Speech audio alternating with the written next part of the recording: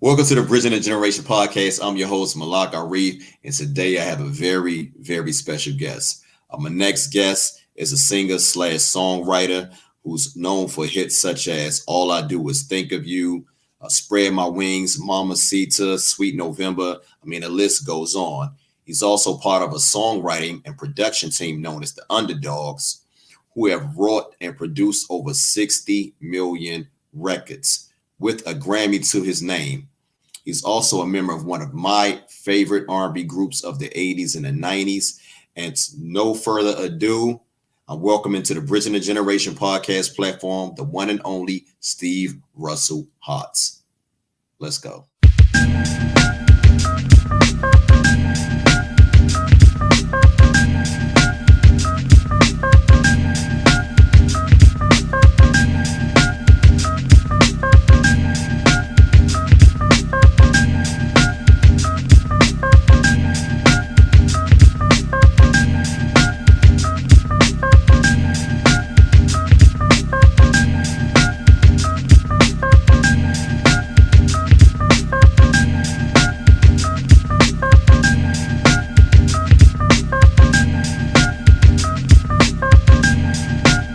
Welcome to Bridging the Generation podcast. I'm your host, Malak Arif, and today I have a very, very, very special treat.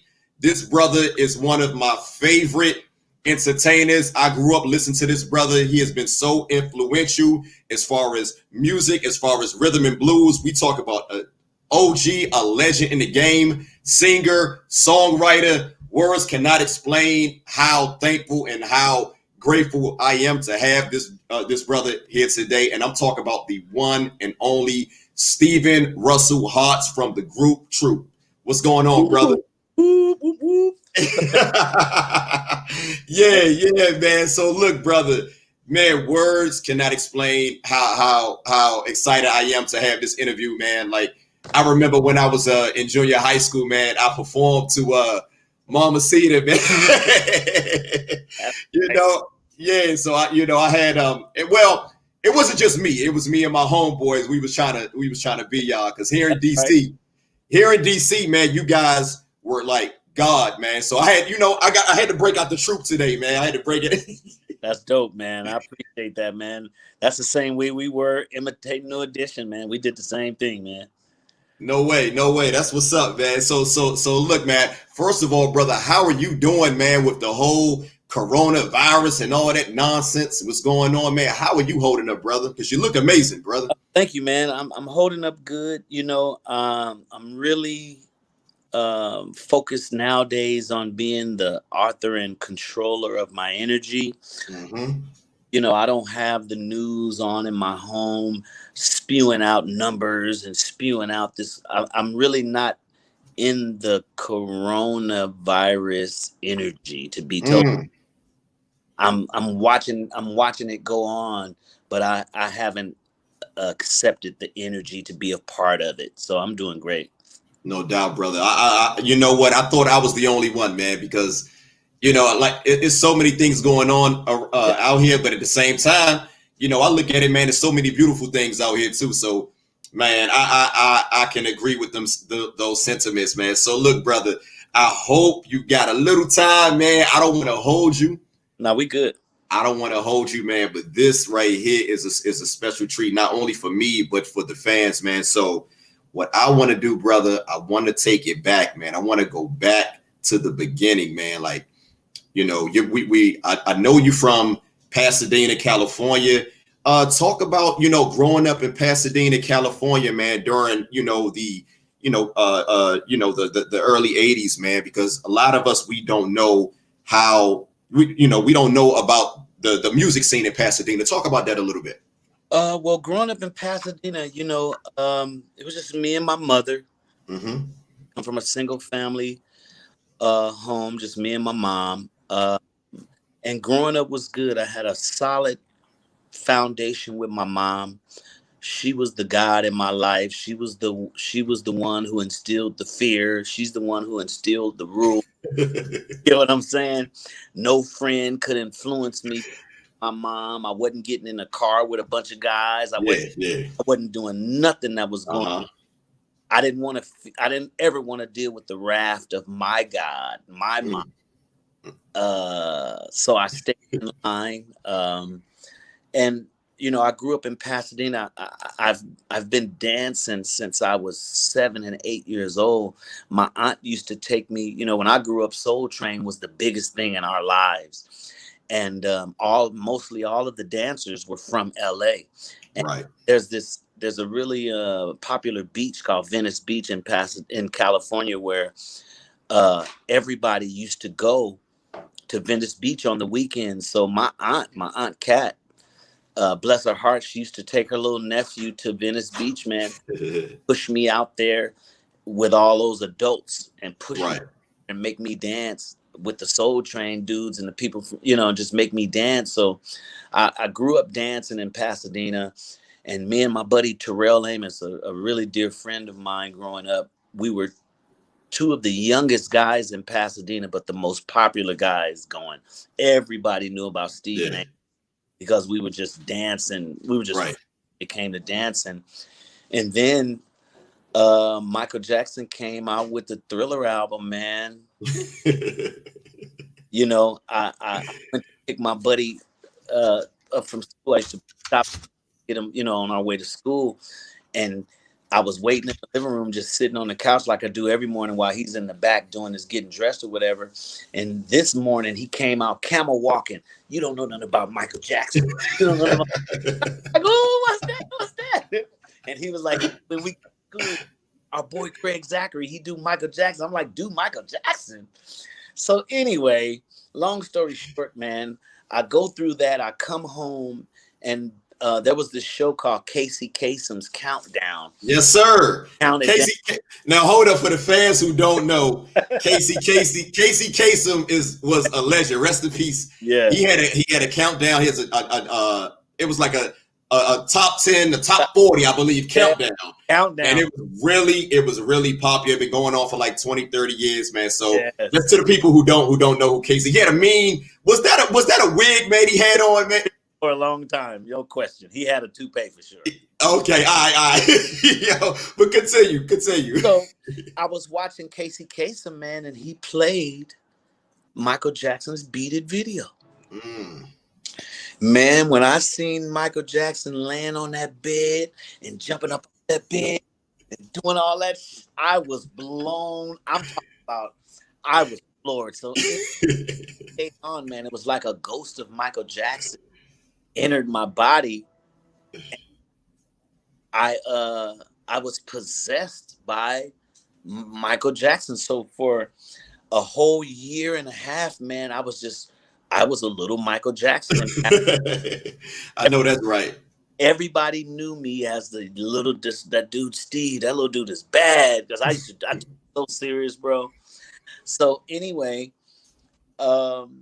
that's what my growing up was at the boys club. I grew up, the boys club raised me, and I had mentors like Donna Ray Dixon was like my pop locking teacher. He taught me how to dance and pop lock and stuff. So I grew up with the bug of entertaining, period. I always wanted to dance, but my mother used to sing and I would sing with her. But I was shy. There was no way I was going to sing anything in front of anybody, but I'll dance my ass off,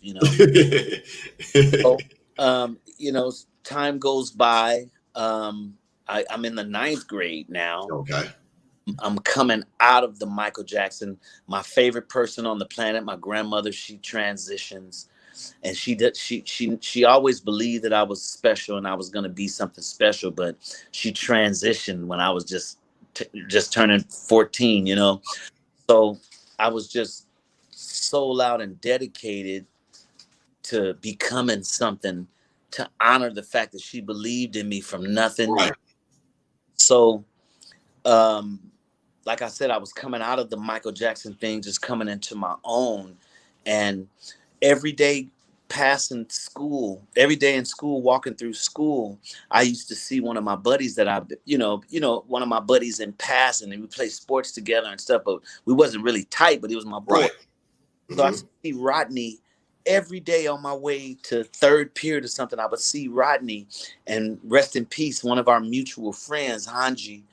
He used to always challenge Rodney to slap box me, you know, because but I had hands. You had the, I had, hey, Steve, you had a mean knuckle game. hey, I had them hands, man.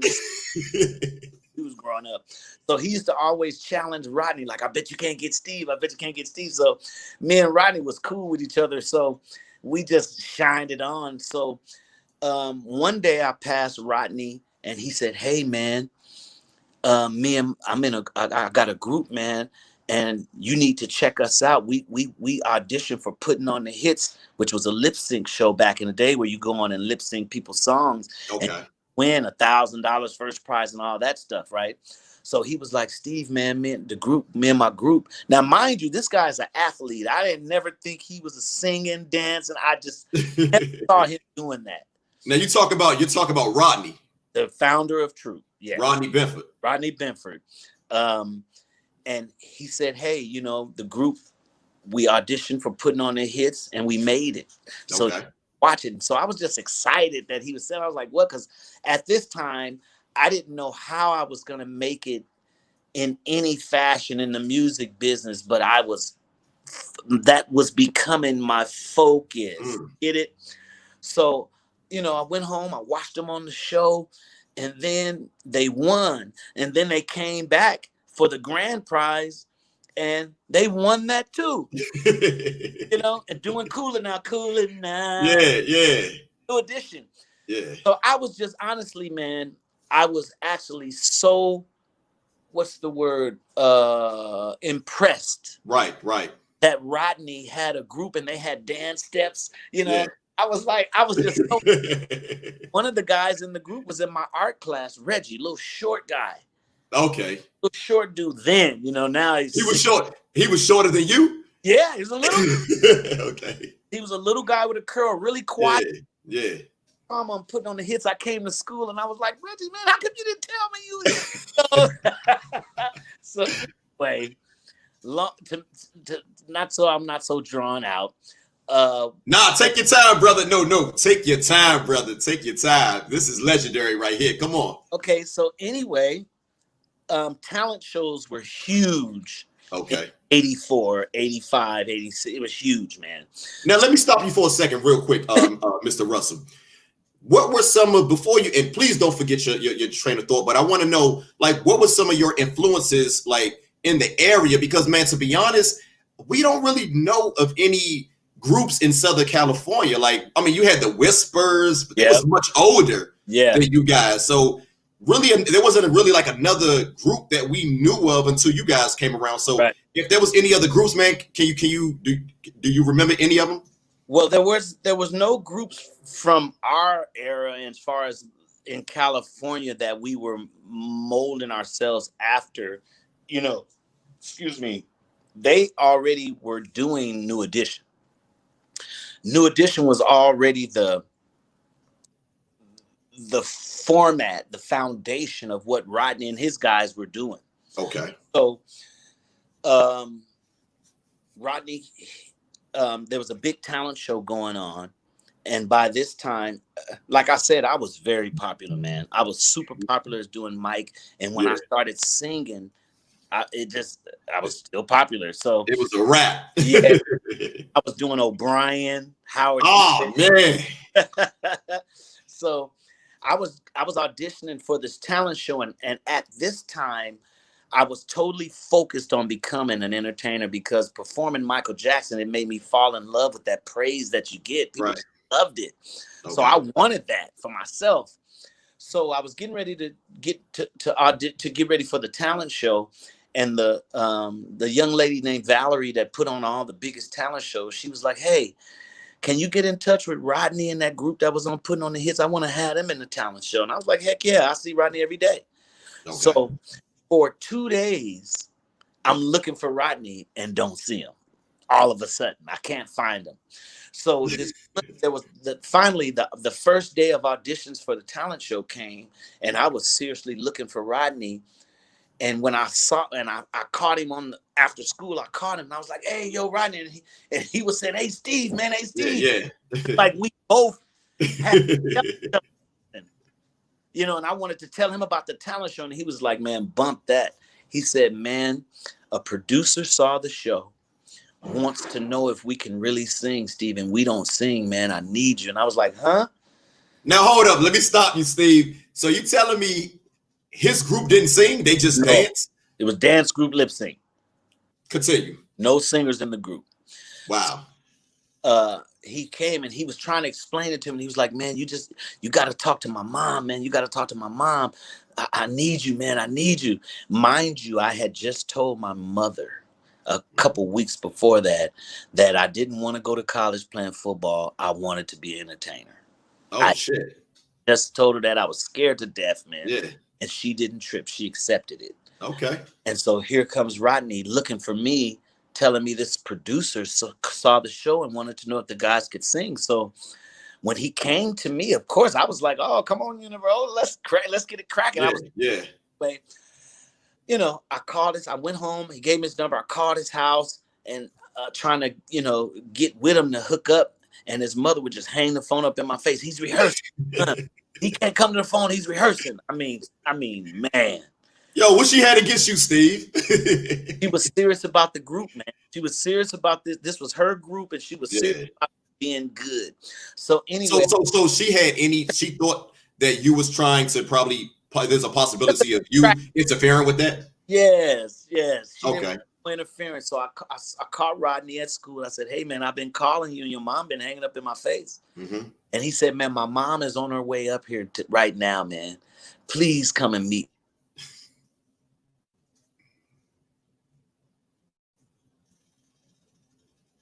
Shoot, I got a call. I'm sorry. So now go ahead. This edited. I can edit all this shit. But go ahead. Gotcha. So so he calls and he says, you know, he says, my mom is on her way up here, man. Just talk to my mom real quick. So well, no, I'm rushing it. So I tell Rodney that his mother's hanging up in my face first. So he goes home and tells his mom, you're hanging up on the guy that I'm telling you is for the group. It's perfect group. So she comes up to the school and Rodney catches me the next day and is like, hey, man, my mom is coming up to the school, man. You got to meet my mom. You got to sing for my mom or something. And I'm like, oh, snap. But I was so ready because I'm ready for my life to start, you know? So now now Steve, was this your first time actually singing in front of like a group of people? Because you mentioned that you was very shy. Yeah, well, what happened was, let me back up a little bit. Go ahead. While I was in the 9th grade, before all of this happened with Rodney, I was in drama. Okay. Because I wanted to be an actor first. Okay. And my drama teacher was trying to get me the role of Theo on the Huxtables at the Wow. So did they film the Cosby Show in California? I'm not sure. They could have. I'm not sure, but he had the same agent and they were casting for that. So he was trying to get me in. He's like, I know this kid, he's perfect, but I couldn't do the auditions. My mom, she didn't take me to the audition. So I didn't. Oh man, so you would have been, let me find out it would have been Cosby Show featuring Steve Russell as Theo Huxtable. Okay, our static started again. Dang. The static started again. So okay, I'll just keep talking. Anyway, So anyway, in the drama class, he asked me, what do you want to be? And I said, you know what? I think I want to be a singer, man. He said, oh, really? And so he waited. He didn't say anything, but we had a cleanup bell back then where the bell goes off. You got 5 minutes to clean up before the exit bell. So the cleanup bell went off. He said, all right, everybody, clean up all your stuff. Steve's getting ready to sing us a song out of here. Right? Yeah. So it's just so funny how the universe works. My drama teacher had me singing in front of the class every day, and I was shy. The first day I was behind the curtains, bro. Behind the curtains, I can't explain to you that kind of fear, man. It's so anyway. By the time Rodney approached me, he had broke the shyness. I wasn't shy anymore. So by the time I was getting ready to sing for his mother, I was ready. I wasn't shy.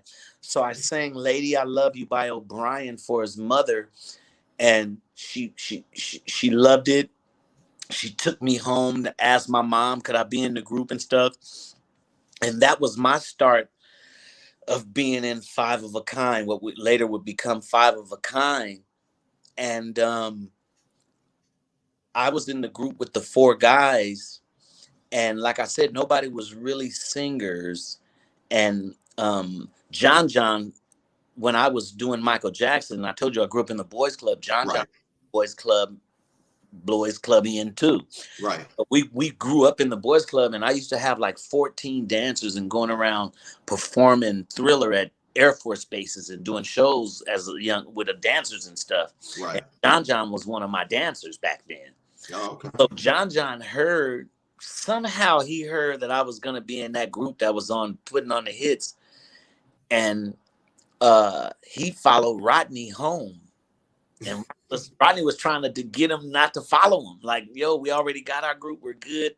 John followed Rodney all the way home, regardless, and Rodney, and he met Rodney's mom, and Rodney's mom was like, yeah, he can help with the harmonies and stuff, you know. So long story short, one of the guys from the original Putting on the Hits group, Skeeter, dropped out.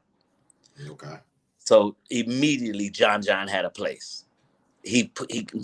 Rodney's mom put John right in Skeeter's place. So we went on with that group for several months, and one of the other members, Shane, he didn't like the rehearsing and hoping something happened. He wasn't into that. So he started ditching rehearsals and trying to ditch us and play us to the left a little. And Rodney's mom kicked him out the group.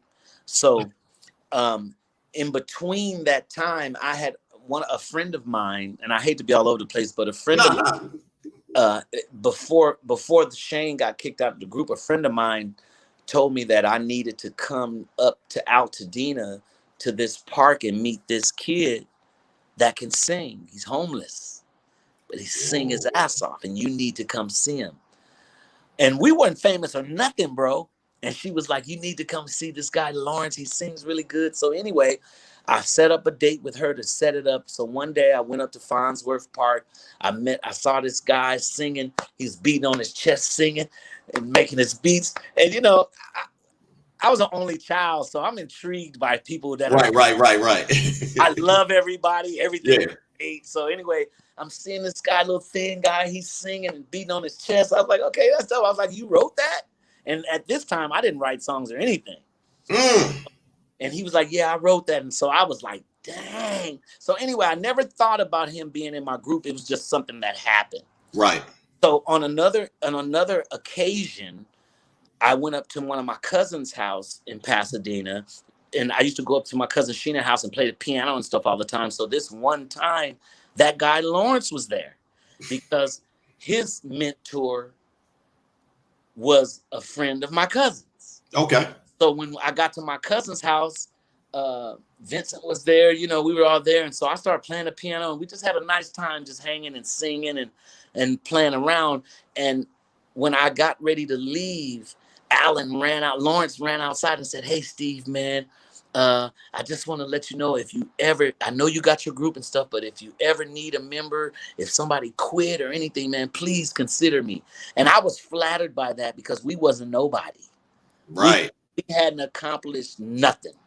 And we were popular in Pasadena, though. So he heard of you? And we were the shit, man. We was popular. We were New Edition of Pasadena.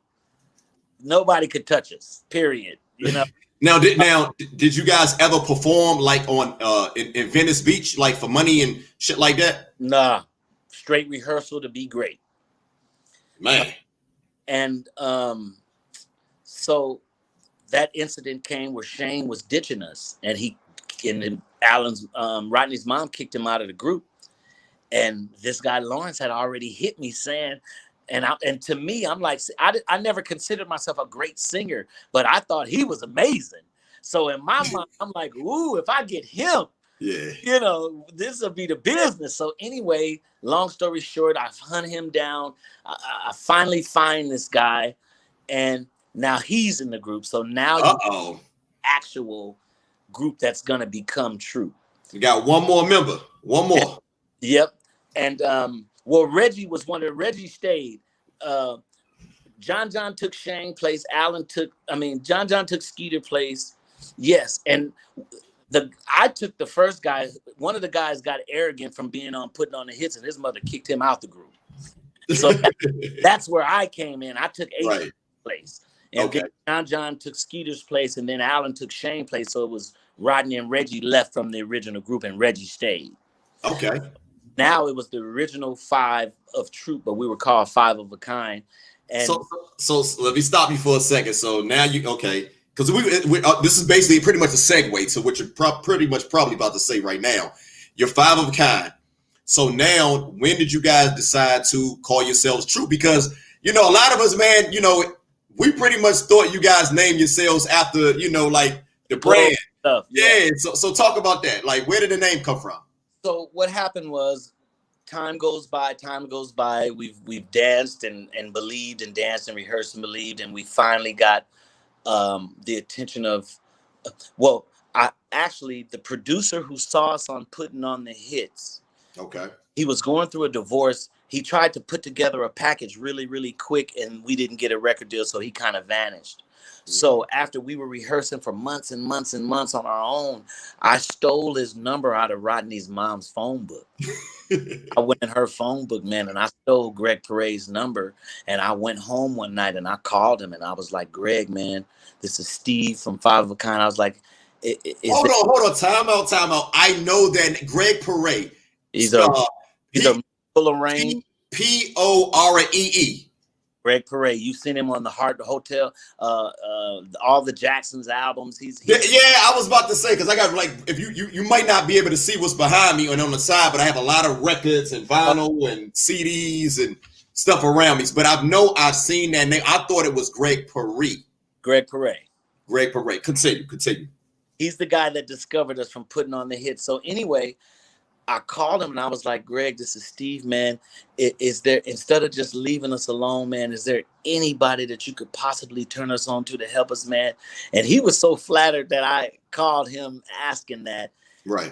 He was like, you know what, Steve? Yeah, there is somebody that I'm going to hook you guys up with. I'm going to have him call Jean, Rodney's mom. So a couple days later, a guy by the name of David Cook called. And that's how we end up getting our record deal and everything. So anyway, long story short, we end up getting with David Cook. He gets us a bunch of demos and we get a bunch of songs and stuff together. The songs are just okay that he's getting from the publishing companies. And he's like, you guys got to start writing your own songs. And I'm like, what? Like, what the hell? I don't, So anyway, Alan teaches me how to write songs. And we finally get a record deal. We finally get signed. We finally make all of these moves in 1986. I was in the 10th grade. We got signed. Okay. So 2 years go by. I'm in the 12th grade. And it's time for us to actually come out. And we had changed our names from 5 of a Kind to the Guys. And there was a group called Guy coming out that had a 2-week release date before us. So we had to change our name, and we had this dance that we called the Troop, right? Okay. This dance called the Troop. And that's where the name came, because when we were fishing for names, everybody was stuck, and I was saying, let's be Troop. Let's just be. And everybody was like, ooh, ooh, ooh, ooh. Man, the whole time here, like, I know, like, here in DC, man, all of us, we thought, like, you guys had like a deal with Troop. Like, I wish. Like, we all thought you guys had a deal with Troop, man. We thought that was like, you guys was associated with the brand. We had no idea. Yeah, that was MC Hammer and them. Before we even knew them, they had that in the Bay Area. Okay. So that's how we became Troop. I threw the name out there. Everybody liked it. And Alan immediately said, total respect of other people. He's quick with it like that. So now Troop was our name, and that's how we got the name. We had a release date in 3 weeks, and we needed a name, and that's how Troop stuck. Okay, so let's go back a little bit. So In 1986, you said you guys, that when you, correct me if I'm wrong, is that when you guys signed your deal with Atlantic? Tuesday, June 2nd, 1986. So it basically took y'all for this first album, which we about to get into, this project right here, the first true project, 1988. This is the self-titled true project right here, a classic, a bona fide classic. 2 years in 2 years in the making. Now you just mentioned that that album came out 2 weeks prior to Guy's album, but it also came out 2 weeks prior to. Let me see if you remember. I don't remember. 2 dope projects, New Edition and Bobby Brown, Don't Be Cruel. Yes, we came out at the same. Yo, that's crazy. Isn't that crazy? Tony and Troop debuted on Billboard at the same time. And at the same time, we're thinking we're finna catch New Edition slipping because they haven't released nothing. Okay. And they Jimmy Jam. That Under the Moon album, Under the Blue Moon, it didn't really. Nah, we wasn't sweating that. We wasn't worried about that at all, man. Yeah. So they came with Jimmy Jam and Terry Lewis on the. I mean, man, you talking about somebody sick to their stomach. I was hurt. I was hurt. But you know what? I really like. A lot of people don't a lot of people forget about that, man. Like a lot of people think that New Edition Heartbreak came out before you guys. You guys dropped on, I believe, June the 13th, and New Edition dropped on June the 20th, and Bobby Brown June the 20th. And I don't know, remember Guy, but so you guys actually came out before that, New Edition dropped their Heartbreak album. That's basically what I'm trying to say. Definitely did. And Donnie Simpson is the one that played us the Any Heartbreak album in DC when we went to the show. Yeah, what did y'all think? I was sick to my stomach. Yeah. They added Johnny Gill. We had John, so we already thinking that we're ahead of the game. Yeah. Johnny Gill, bro. Hey, from the crib, from Washington, D.C. He from the crib. So we already knew, like, I'm not even gonna lie. Like, I remember when you guys dropped, and I was like, man, this is amazing. Yeah. This is amazing. Yeah. But the thing that I felt like, me personally, and a lot of my friends, we felt that you guys had on them, and as dope as they were, brother, y'all had them dance steps. They could not mess with you with the dance. They tried to switch it up. They tried to switch up. You can see them doing our stuff. You remember on the Any Heartbreak video, they had the long shirts like us, the long. Yeah. They was doing our dances and everything, man. Yeah. So here we are. It's 1988, man. You guys dropped the self-titled True Project, man. Now, around this time, was Sylvia Rome? Was she at Atlantic around that time? That's who signed us. We were her first group. Oh my goodness. Okay. We were her babies. Okay. So how was that? How was that working with how was that working with Sylvia Rome? What was the how special was that, It was super special, man, because she was coming into her own as an executive, and we were a group that she chose along with the group she's inherited, like LeVert and that stuff. We were a group that she chose to be a part of her journey. And she went and got Gerald LeVert, Chucky Booker. She went and got some really good, talented people. Back then they were still A&R and projects and building and creating art. So she was part of the whole, she was a part of our sound getting together with the producers that she put together. But it was an amazing time. Gerald LeVert, Mark Gordon wrote and Eddie LeVert. Now let's slow down. You just throwing out legends like they just like, hold up. So walk me through you guys received, because unlike the second album, that first True Project, you guys didn't do any writing on that one. Well, yeah, we did. On the first one? Yeah, me and Alan wrote Still in Love. I wrote a song called Watch Me Dance, and what other song did I write? Man, I apologize, brother. I had no idea. Yeah, me and Alan, we wrote Still in Love on the first album. Okay. Just Watch Me Dance. And there's another song that we wrote on there. I can't think of it right now. But I apologize. I stand corrected. I stand corrected. It's all good. Our manager wanted us to, he was trying to get us in the publishing game early, so he was kind Okay. of pushing for us to have at least one or two songs on there. Okay. Okay. So take me back. When you guys were presented with Mamacita from Mark Gordon and Gerald, like, tell me about that. Walk me through that, because that is a classic. That is a staple, man. How was that like meeting meeting Gerald LeVert, meeting Mark Gordon, and I believe Eddie LeVert helped write that off as well. Yeah, no question. So talk about that. So I was a huge LeVert fan.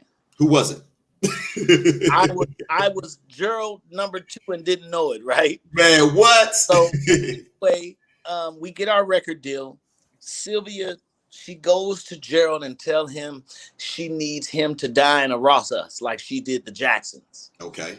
So Gerald obliges. They put together some songs for us, and so we accept 2 songs from them, and we go, and me and Alan, we fly to Philly to record the songs, and when we get there, they got a new song, Mamacita, that they wrote especially for us after meeting us and stuff.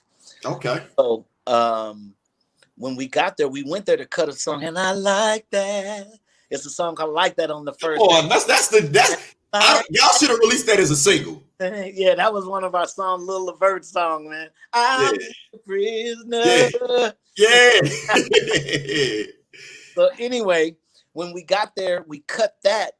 The next day we got up and went to Philly Sound to record the next day. Sigma Sound, man. Hold on. How was that, man? Like, let me stop you for a second, brother. How was that recording in the legendary Sigma Sound Studios, man? Like, how was that? Now, because was that you guys' first time recording in like a real studio? No, it was we had recorded other songs. Okay. But we hadn't got that single yet. You know what I'm saying? Okay. We hadn't that single yet. So the energy in Philly in that studio was amazing, man. It was just absolutely amazing to be in there with all the legends had been recording and stuff, man. So, and me and Alan, we embraced it. We were ready, man. We embraced all that energy. And funny story, when we started recording, I was so nervous to be there because Gerald and Eddie, they're aggressive. They're like my, your uncle. But the thing, you guys are all around the same. They're not that much older than you. But you couldn't tell because they were so seasoned and so. Yeah. Bert was just so music industry, and you could tell he was just a few years older than me. But they were aggressive, and Alan was so seasoned already as a singer, just on his own. He was so seasoned. When they put Alan in the booth, he's just knocking that shit out. They're screaming, they're going. I'm my little. Half singing self finna get in there. Yo, stop it. You're being modest, Steve. Stop it, brother. I'm telling you, man, that's how it was, man. I'm telling you, that's how I felt. It didn't come out that way on them records, brother, because you was a singing mofo on them records, brother. Well, by the time Gerald finished beating me up and telling me to quit being so stiff and have some emotion, Eddie LeVert came in the booth with headphones with me. Eddie LeVert was in the booth with me. Wow. Edging me to give expression on the mic, Yeah. So, and that's how Mamacita came, and I finally ended. You make me. I finally ended. Oh, happy. I never. Oh, my bad. I'm sorry. You taking me back. Go ahead, brother. And like I said, Alan, he came in and he just so sweet. He just knocked his shit out just so perfect. Hey, brother, y'all killed. Like, that song dominated. Man, 88, 80, like that song dominated. Like, here in DC, because I ain't never leave DC at that time, but I know here in DC, that song dominated that year. You could not go anywhere without a car blasting Mamacita, without anyone blasting that whole entire troop project, man. We had a lot of people thought it was LeVert at first. So they had a distinctive sound. One thing they had a very distinctive sound. Would you guys consider what you did was like New Jack Swing? Yes, no question, because the whole concept of Mamacita is nothing but Keith Sweat, I Want Him. boom, boom, boom, boom, boom, boom, boom, boom, boom. I wanna do Yeah. Yeah. Mamacita. Same thing. Oh shit. Okay. That's Okay. that swing. Um, but Gerald LeVert is singing all the backgrounds because at this time he's so radio. He knew that if he's singing on this song, we were radio. And like you said, we end up with a #1 record. And we and in the interim of us recording our album, we were following and chasing Babyface in LA, all over LA. We used to pop up in studios on Babyface in LA, trying to. We were just gonna show up so Yeah. much. They had to work with us, but they never did. In those early days, they didn't touch us, but Yeah. they respected us because when they came out with "Don't Be Cruel," Mamacita and "Don't Be Cruel" was like this. Yeah, it was. We Yeah. were on their ass, and L.A. Reid told me, he was like, "Man, y'all on our ass, man." That's the thing, man. The people that know, they know, but you guys was there. You guys was right along with them. Like those guys, New Edition and Bobby Brown and We were there. whatever. They were not above you guys. LeVert, they was like you guys were like right with the best, man. So how did that feel, man? Just knowing 2 years ago or a few years ago, man, you guys are just singing in talent shows for pretty much nothing, and now you're on Atlantic Records, the same record label with LeVert, working with Gerald LeVert, Mark Gordon in the studio, man. How was that? Talk about that. It was unbelievable, man, to dream and want something so bad for your life to be to want your life to be different than what you've grown up around. It was surreal for us to be in the company of Eddie LeVert from the OJs. I love the OJs. They're part of my DNA. That's all my parents. It's like food. That's all I know is the OJs and the Whispers and stuff. So by the time I was a LeVert fan and it was his son, I was just like outdone. Like, wow.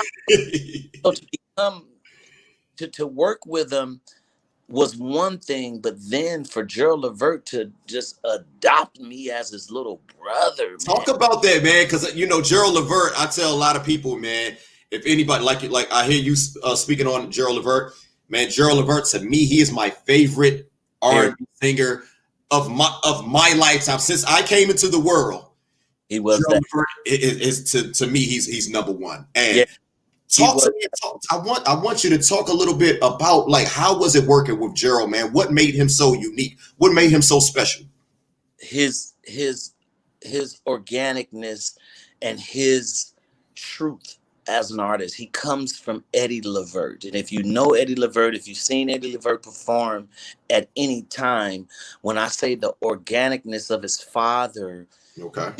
Father reincarnate, but he was Gerald, and he had the real artist essence. It wasn't someone attempting to be an artist, right, trying to be something. He was Gerald LeVert. Yeah. And I don't know if that explains it, but he was a star.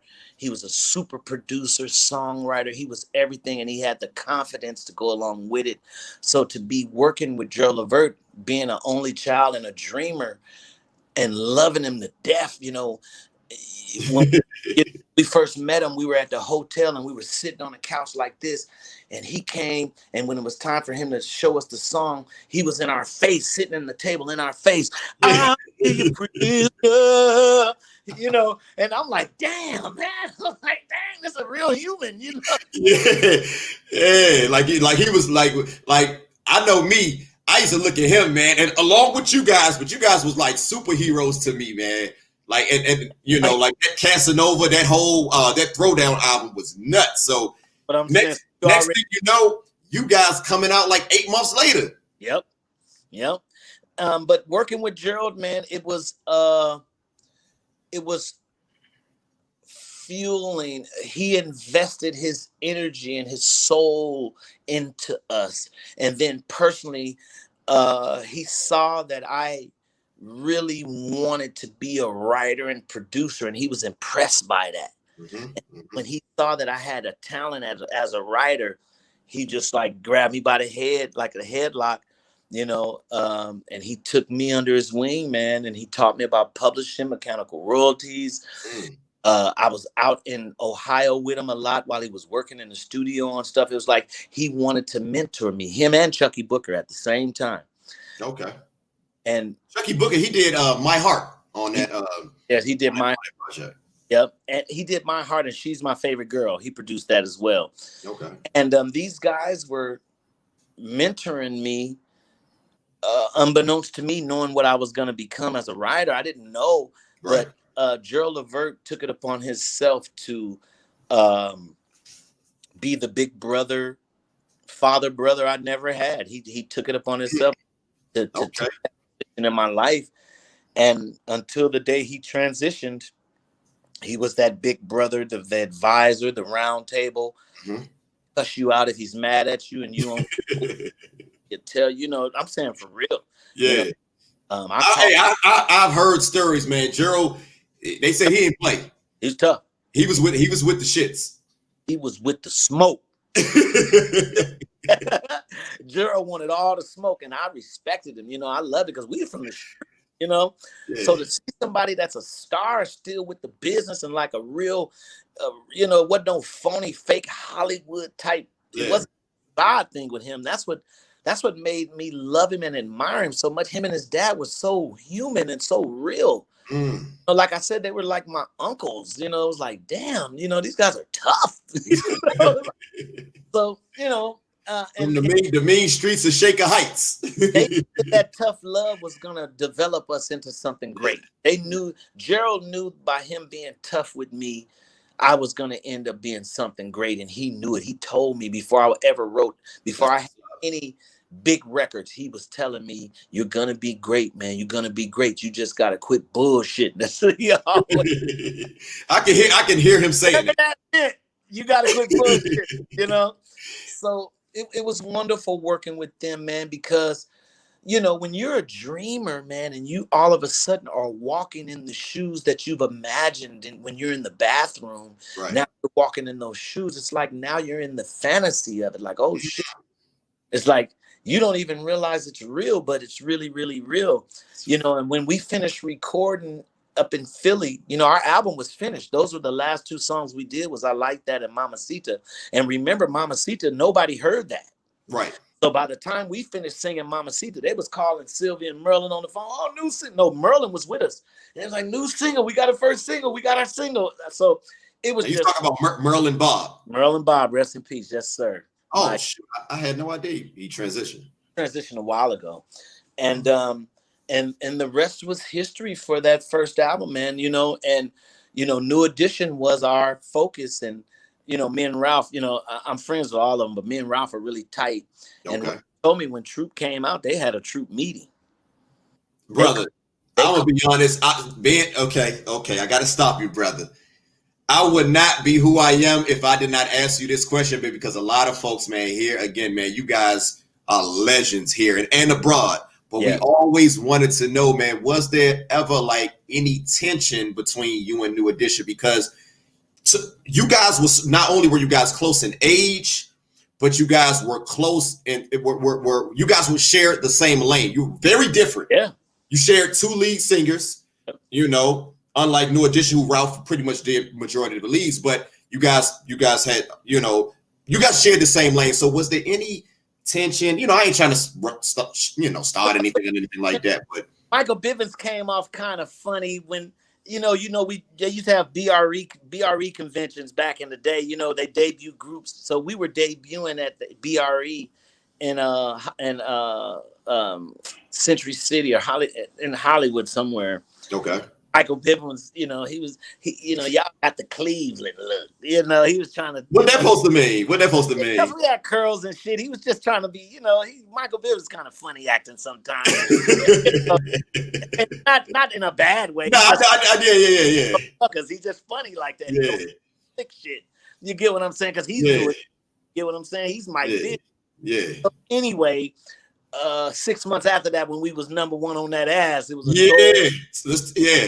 total, but there was never any tension between us and New Edition, but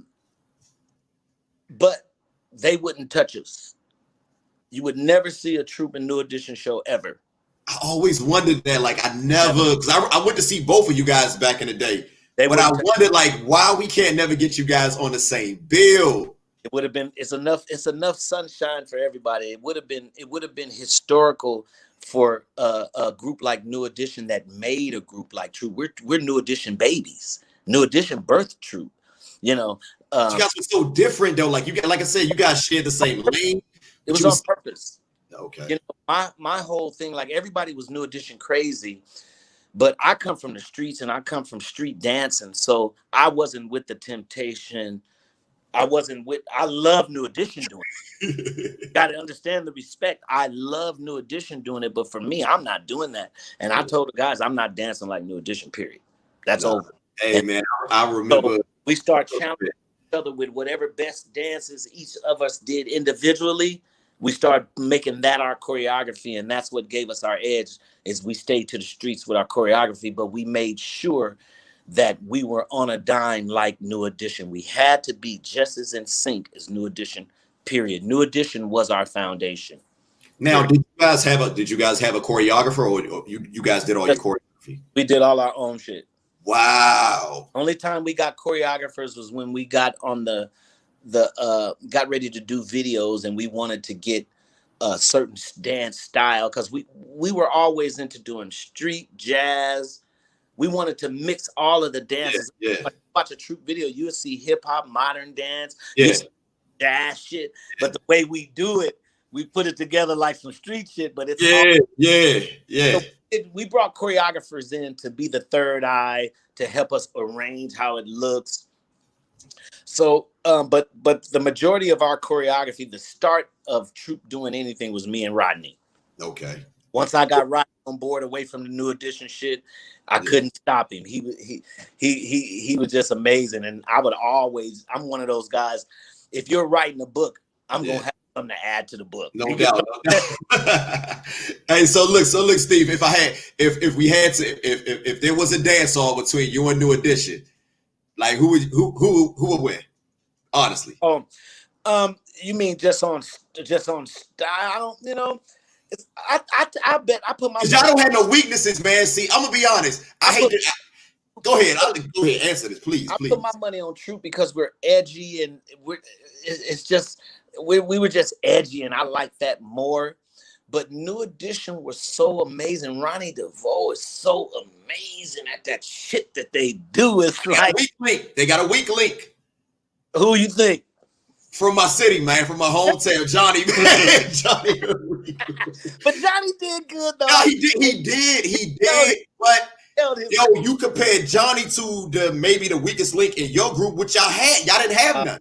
We didn't have a weak link when it came. I didn't have a weak link. That's what I'm saying. So I love Johnny. Johnny is my favorite New Edition member. He from the crib, but come on, True. He wasn't fucking with True. We were running circles through Johnny. Stop it. Exactly. That's what I'm like. Okay, let's talk. Let's talk it. Like, come on, man. Yeah. It wasn't no comparison when it came to the edge of it. Yeah. You know. What's your favorite performance? My favorite performance was "I'm Not Soup," the song I wrote. I love that song. Arsenio Hall. I was just about to talk about how. Please, hey Steve, tell me, because we tried to practice when I was in junior high school. That move when you got on the floor and did tell me how y'all came up with that, brother. Please, man, because it took us a week to learn that, brother. Well, I grew up dancing against people. When you're a pop locker, you get used to dancing against people, and you get used to doing things that take you over the edge as a competitor against somebody. So I never lost that. So I knew what we could do to outshine New Edition as far as dancing. I knew it already because I've already danced. Couldn't touch y'all. I've already danced against so many people in my life. I would tell the guys, we need to do this. We need to do this. Mm. You know, I know how to beat you. I know how to beat you when it comes to shit like that. So the Arsenio, what happened was I wrote this song. I had to lie to the group for us even to get that song. I was so busy and I was doing so much that the group started hating on me getting so much shit accomplished as a writer.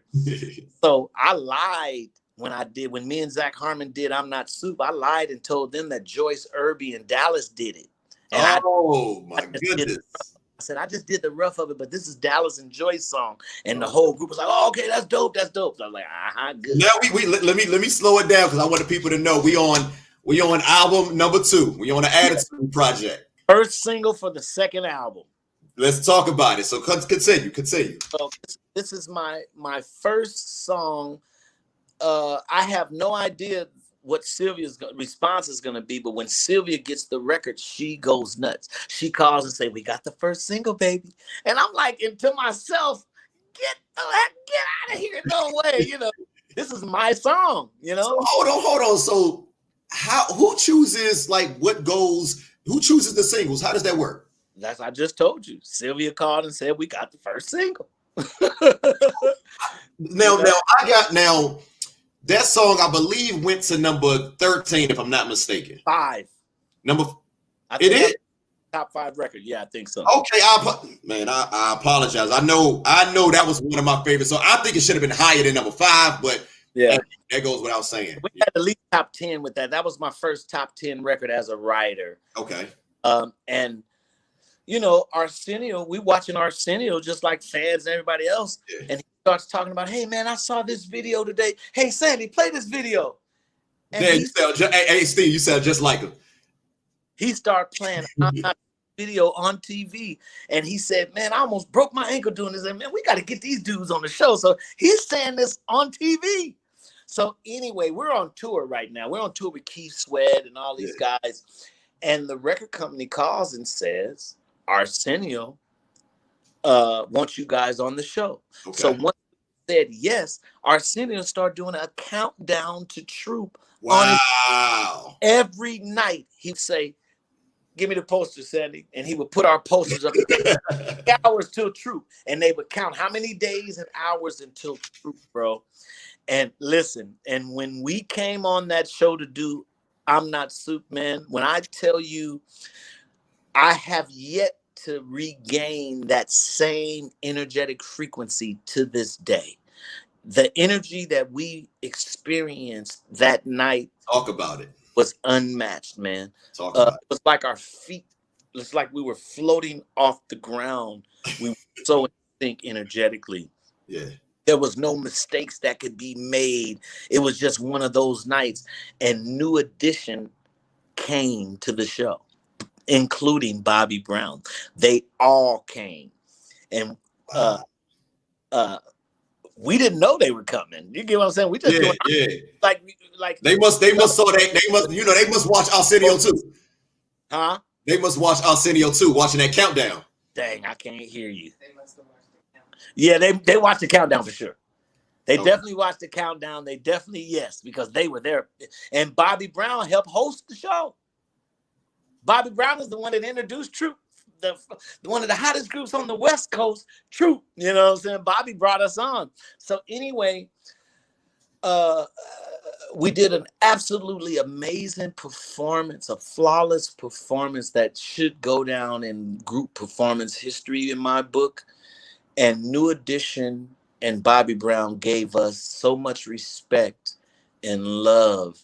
Now, we didn't know we had so much influence that they were getting ready to become a hip hop group. We didn't know they was going to break up and BBD getting ready to be a Troop DD. Right. You know, and we didn't know that. But they came out, they showed us so much love, man. And from there, we just skyrocketed from Arsenio promoting us like that.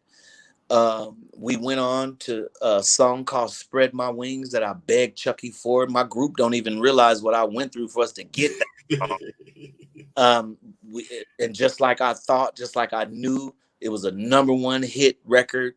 And once we got to Spread My Wings, it was over. You know, we stepped into choreography. Yeah. We really wanted to set the tone for the next group coming. We didn't mean to shut them down like we did with Boyz II Men and Jodeci and just stop guys from dancing. We didn't want to do that. Yeah. We want guys to step it up and just really turn it into something else. But I guess, you know, shit, Jodeci said, man, we ain't finna do none of that shit, bro.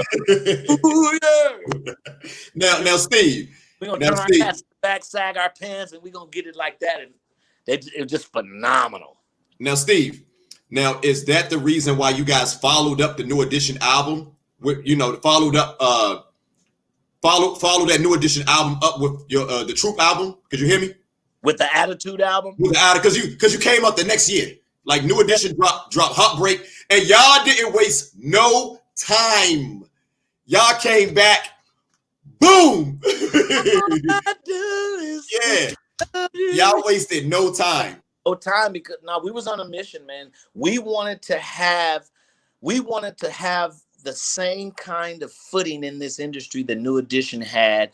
Of course, we never planned for our career to be so short, but our whole goal was to get songs that would last forever. We wanted to accomplish that.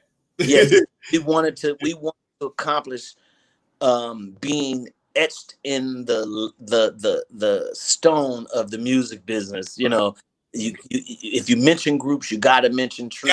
Got to mention Troop. We wanted that in our lives, and we accomplished it, man. And we got a lot of respect from Bobby Brown. You know, Bobby Brown was the biggest thing on the planet. Facts. And Facts. Bobby Brown, he was on our shit, man.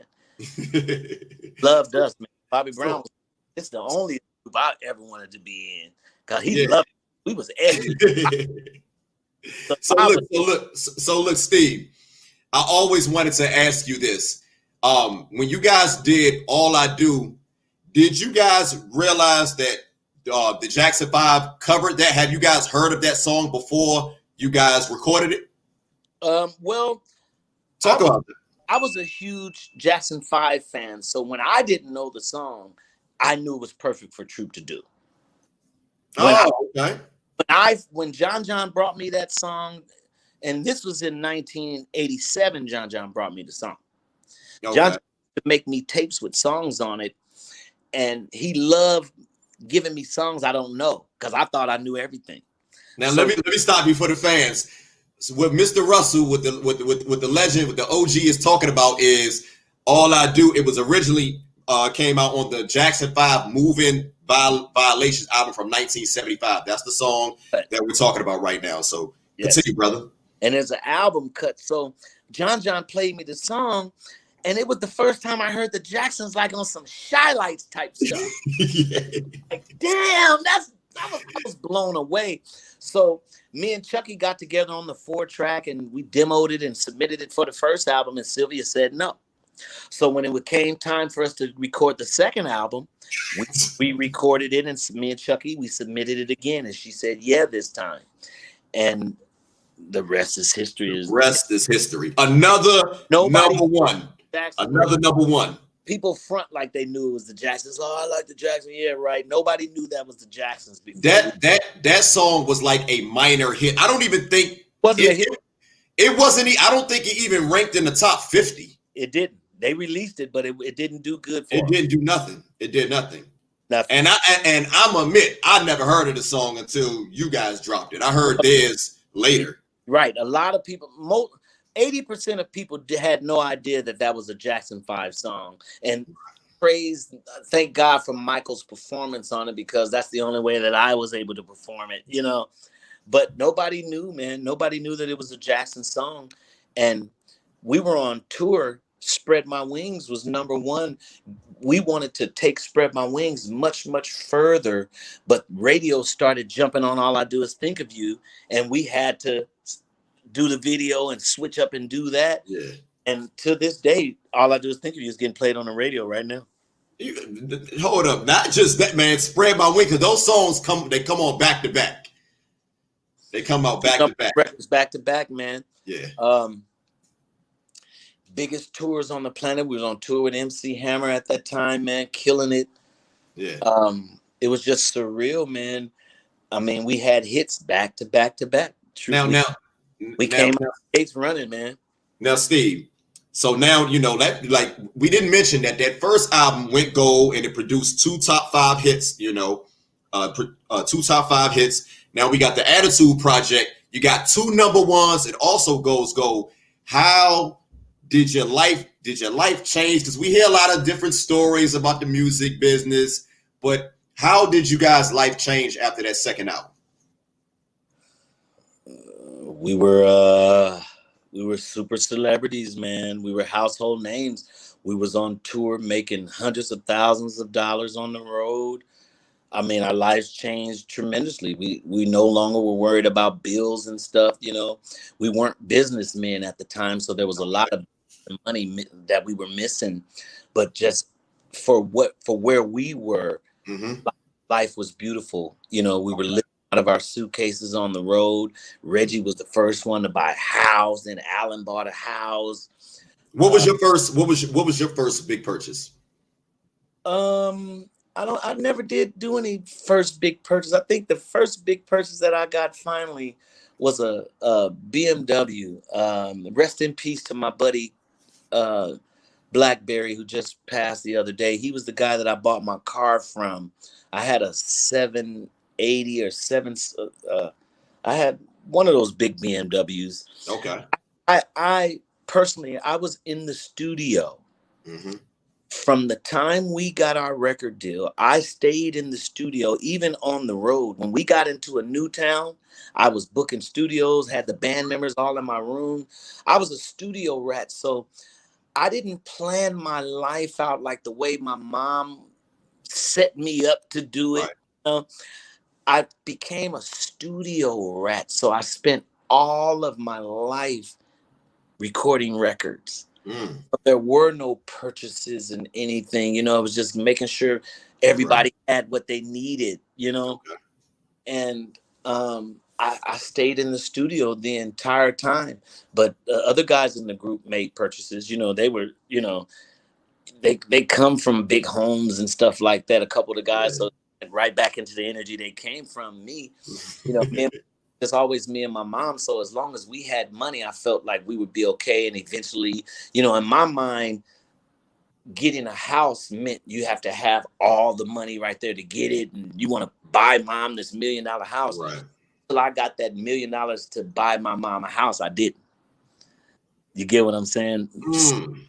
Silly, but that's, you know, when you're immature and you don't know any better. Right. You know, I didn't realize you plan that kind of stuff out, you know. Okay. So I never did any big purchasing, man. I did a lot of big spending, but I never did do any big purchasing as a young, immature artist. Okay. That part, you know. Now I wanna talk about that. I want to talk a little bit more about that Attitude project, because we forgot to mention this. A lot of folks may not remember, but you guys also had quite a few songs written by the legend Dallas Austin. No question. So talk about that, man. Talk about your relationship with Dallas Austin. Well, Dallas was just an 18-year-old kid, man, fresh out of somebody's bedroom creating beats, and Joyce was smart enough to sign him. And now the Joyce that you're talking about, for the fans who may not know, is Joyce Irby from the band Climax. I Miss You. I Miss You, yeah. Meeting in the ladies' room. Yes. Yeah. So Joyce Irby and Dallas, my whole take on the coming into the Attitude album, I wanted us to be more like Guy, to be honest. I wanted us to have I wanted our music. You wanted some of that uptown flavor. You know what I'm saying? So Joyce Irby came and, you know, she submitted a couple tracks, and I don't think we used those tracks, but I went crazy. I was like, this is it. This is the guy we need. So anyway, Dallas and Joyce, they did My Music, I Will Always Love You. My favorite song on that project. I gotta say that. That's my favorite song on it. But go ahead. Get out of here, man. What are you talking, man? I don't know why that wasn't higher. Man, when we went to Japan, do you know I used to do that song for an hour in Japan? Brother, that song is a bona fide classic. They used to play that on the late night here in DC. Kevin Slow Jammin' James on WKYS, he used to play that every night, man. And I never used to wonder, like, how come I don't hear that more, especially during the daytime? We used to always play it at night. Yep, we never did release it as a single. And shout out to John on the vocals too, man. You and Alan, y'all kill. Yeah. But John, he do that whole You know, yeah, he do that whole Johnny Gill thing, man. He kills that, man. Shout out to John, man. Shout out to Jay Jonah, man. Yep. And it was Joyce and Dallas. They came through with the nuggets that we needed to complement where we were headed, where we were anticipating going as artists. You know, with Chucky Booker and Gerald LeVert coming again, all we needed was those up tempos like that. And you notice Boys to Men came right back with our right. Really nothing but our song. No doubt. People don't know that. Yeah, because Dallas Austin writes that he writes that whole album. That's true. That's true. Record. I knew it. I heard it from the horse's mouth. I knew it. I had a feeling. Yeah, they got us. Michael Bivins came right behind True to get his group hot. You feel me? That damn Michael Bivins again. Dallas was he got with Dallas, and Dallas started producing all of his stuff. Yeah. But anyway, you know, we had Dallas first, and we did all that, and you guys also had Chucky, if I'm not mistaken. Like as far as Chucky, him having songs on the radio, like I don't remember him having those songs on the radio before True. Correct me if I'm wrong. Turned Away was the biggest record on the planet. Yeah, but I'm saying, but as far as producing songs for artists on the radio, that makes other artists. Yeah, the production that he had done, he hadn't had success. That's what I'm saying. That's what I'm saying. Like you guys gave him chart success. Yes, big time. That's all I'm saying. Chucky produced our two biggest records. No doubt. Spread my wings, and all I do is think of you. If it wasn't for Chucky, I don't know if we would have that energy that we have, because he's so brilliant. Another genius. Yeah, and big shout out to my big bro Chucky. If it wasn't for him, we wouldn't have had that. No doubt. So look, here we go. We go fast forward to 1991. You know, you guys are touring all over the country, all over the world. 1991 comes, man, and you guys make an appearance in one of my favorite movies of all time, the New Jack City soundtrack, and you get a cameo appearance in a movie. So talk about that. Walk me through that, man. How was that like getting that call, man, to be in this Mario Van Peebles movie, man? It was amazing. We were on tour, and John, what's his name? Dang it. I forgot the producer's name, man. Dang. Anyway, the producer of the film reached out to us because Mario wanted us in the film, and he wanted Bert as well. So we got the call, and we accepted it. And Gerald LeVert called me right away, telling me what we had to do and all that stuff. It was surreal. And when we left the road, we went to New York. We got to see a couple scenes of the film, what they had shot, some of it what they had shot. And, you know, when it was time for us to shoot, you know, of course we had to go in the studio first and record our version. LeVert had already did theirs. Okay. So I actually had Gerald on the phone helping me produce our acapella thing that we did, you know, just getting it, you know, I didn't know what to do. You know, Gerald LeVert kind of over the phone was leading me, telling me how to get it cracking and what we needed to do, and we finally got it done. And man, when we got to shoot, man, they had the big cranes out there. We was acting movie, man. You know, it was surreal, man. It was surreal. I tell you, man, what I've experienced in my life, man, is it's worth living for, man. You know, any downtime, any disappointing times in your life, to experience the bliss of walking and existing in what you dream of. Right. It's all worth it. It was amazing shooting that movie, man. And then it turns out to be a classic like that. Classic. Did you ever feel like when you guys were shooting the movie? Matter of fact, when you saw the movie and during the time that you were shooting it, did you ever realize like that movie was going to go down to be the classic that it was? No idea. Who knows? Who knew All I Do Is Think it was going to be as big as it is to this day? I did. We just want the girls to like us. The girls love us. And man, the girls love us. Hey, Steve, when we used to lip sync y'all songs back in junior high school, the girls loved us. So I can only imagine. You get it? So those songs, man, they unlike, and I hate to say that, but a lot of the music back then, man, you know what? I agree, man. Like we never realize when you're living in that moment, you think it's going to always be like that. Yeah, and it's I not. always thought like it's just going to be great music consistently coming out there like that, man. So as far as Troop, you guys gave us that. So I wanna fast forward, man. We go to 1992. Okay. Now this project right here, the Deeper Project. To those who don't know, yeah, this is the Deeper Project. I had this. I had that original on vinyl, but so this particular project, man, you guys went to I'm listening. Okay, yeah, you guys kind of took it into another direction. You guys are a little bit older. And this album to me sounds more like a concept album. Now, correct me if I'm wrong.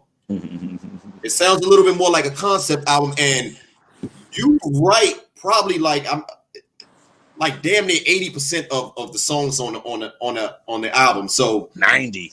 Yeah, you're on 13 out of 15 songs on it. Let's just put it like that. So, and I produced all of them. And you produced all of them. Yeah. I'm not gonna lie, man. People might call me crazy, but this is my favorite Troop album, brother. You know, and this is my favorite Troop album from beginning to end. There's no drop off. And I'm gonna tell you something crazy, man. This is gonna shock you.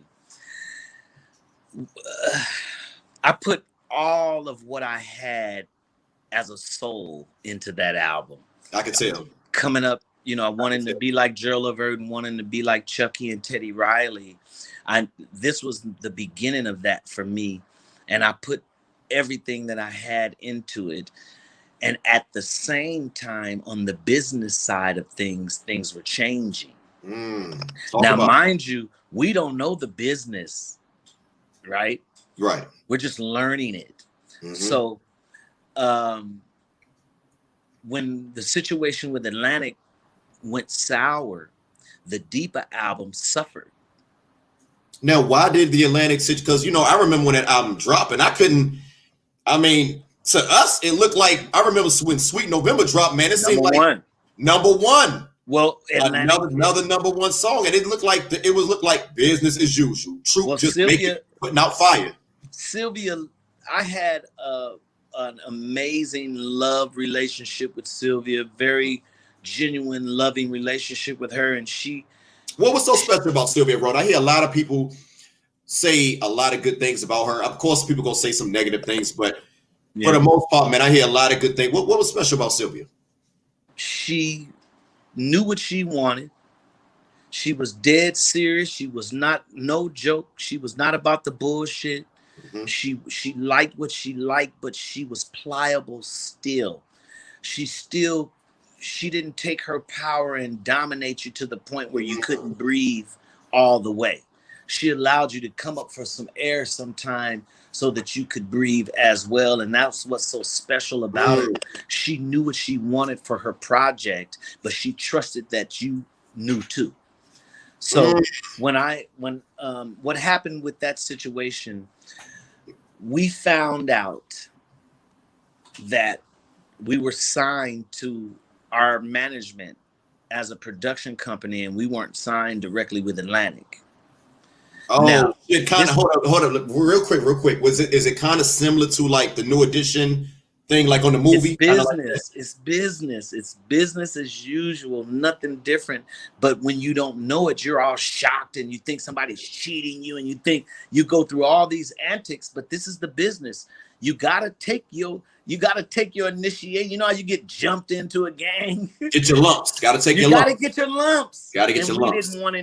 We didn't want any lumps. So what we did was, I produced a song on the Whispers before Troop ever went gold. I produced a song on the Whispers. I was working on Troop music, and the Whispers were in the same studio. Scotty came by and heard some music. He brought the whole band in. Long story short, they paid me to produce and write a song for their album on the More of the Night album, and their album went gold. That was a dope album too. While we're on tour with Hammer, Hammer has a label, and his brother is Louis Burrell is managing the label and all the artists. And Louis Burrell catches wind of Steve Russell from Troop as a producer, because he wasn't fond of Troop. Now, correct me if I'm wrong, Steve. Now, again, man, I'm a diehard Troop fan, but did you produce on the Attitude album? Because I know you wrote some songs on there, but yes, I produced a song called Another Lover on the Attitude album. Okay.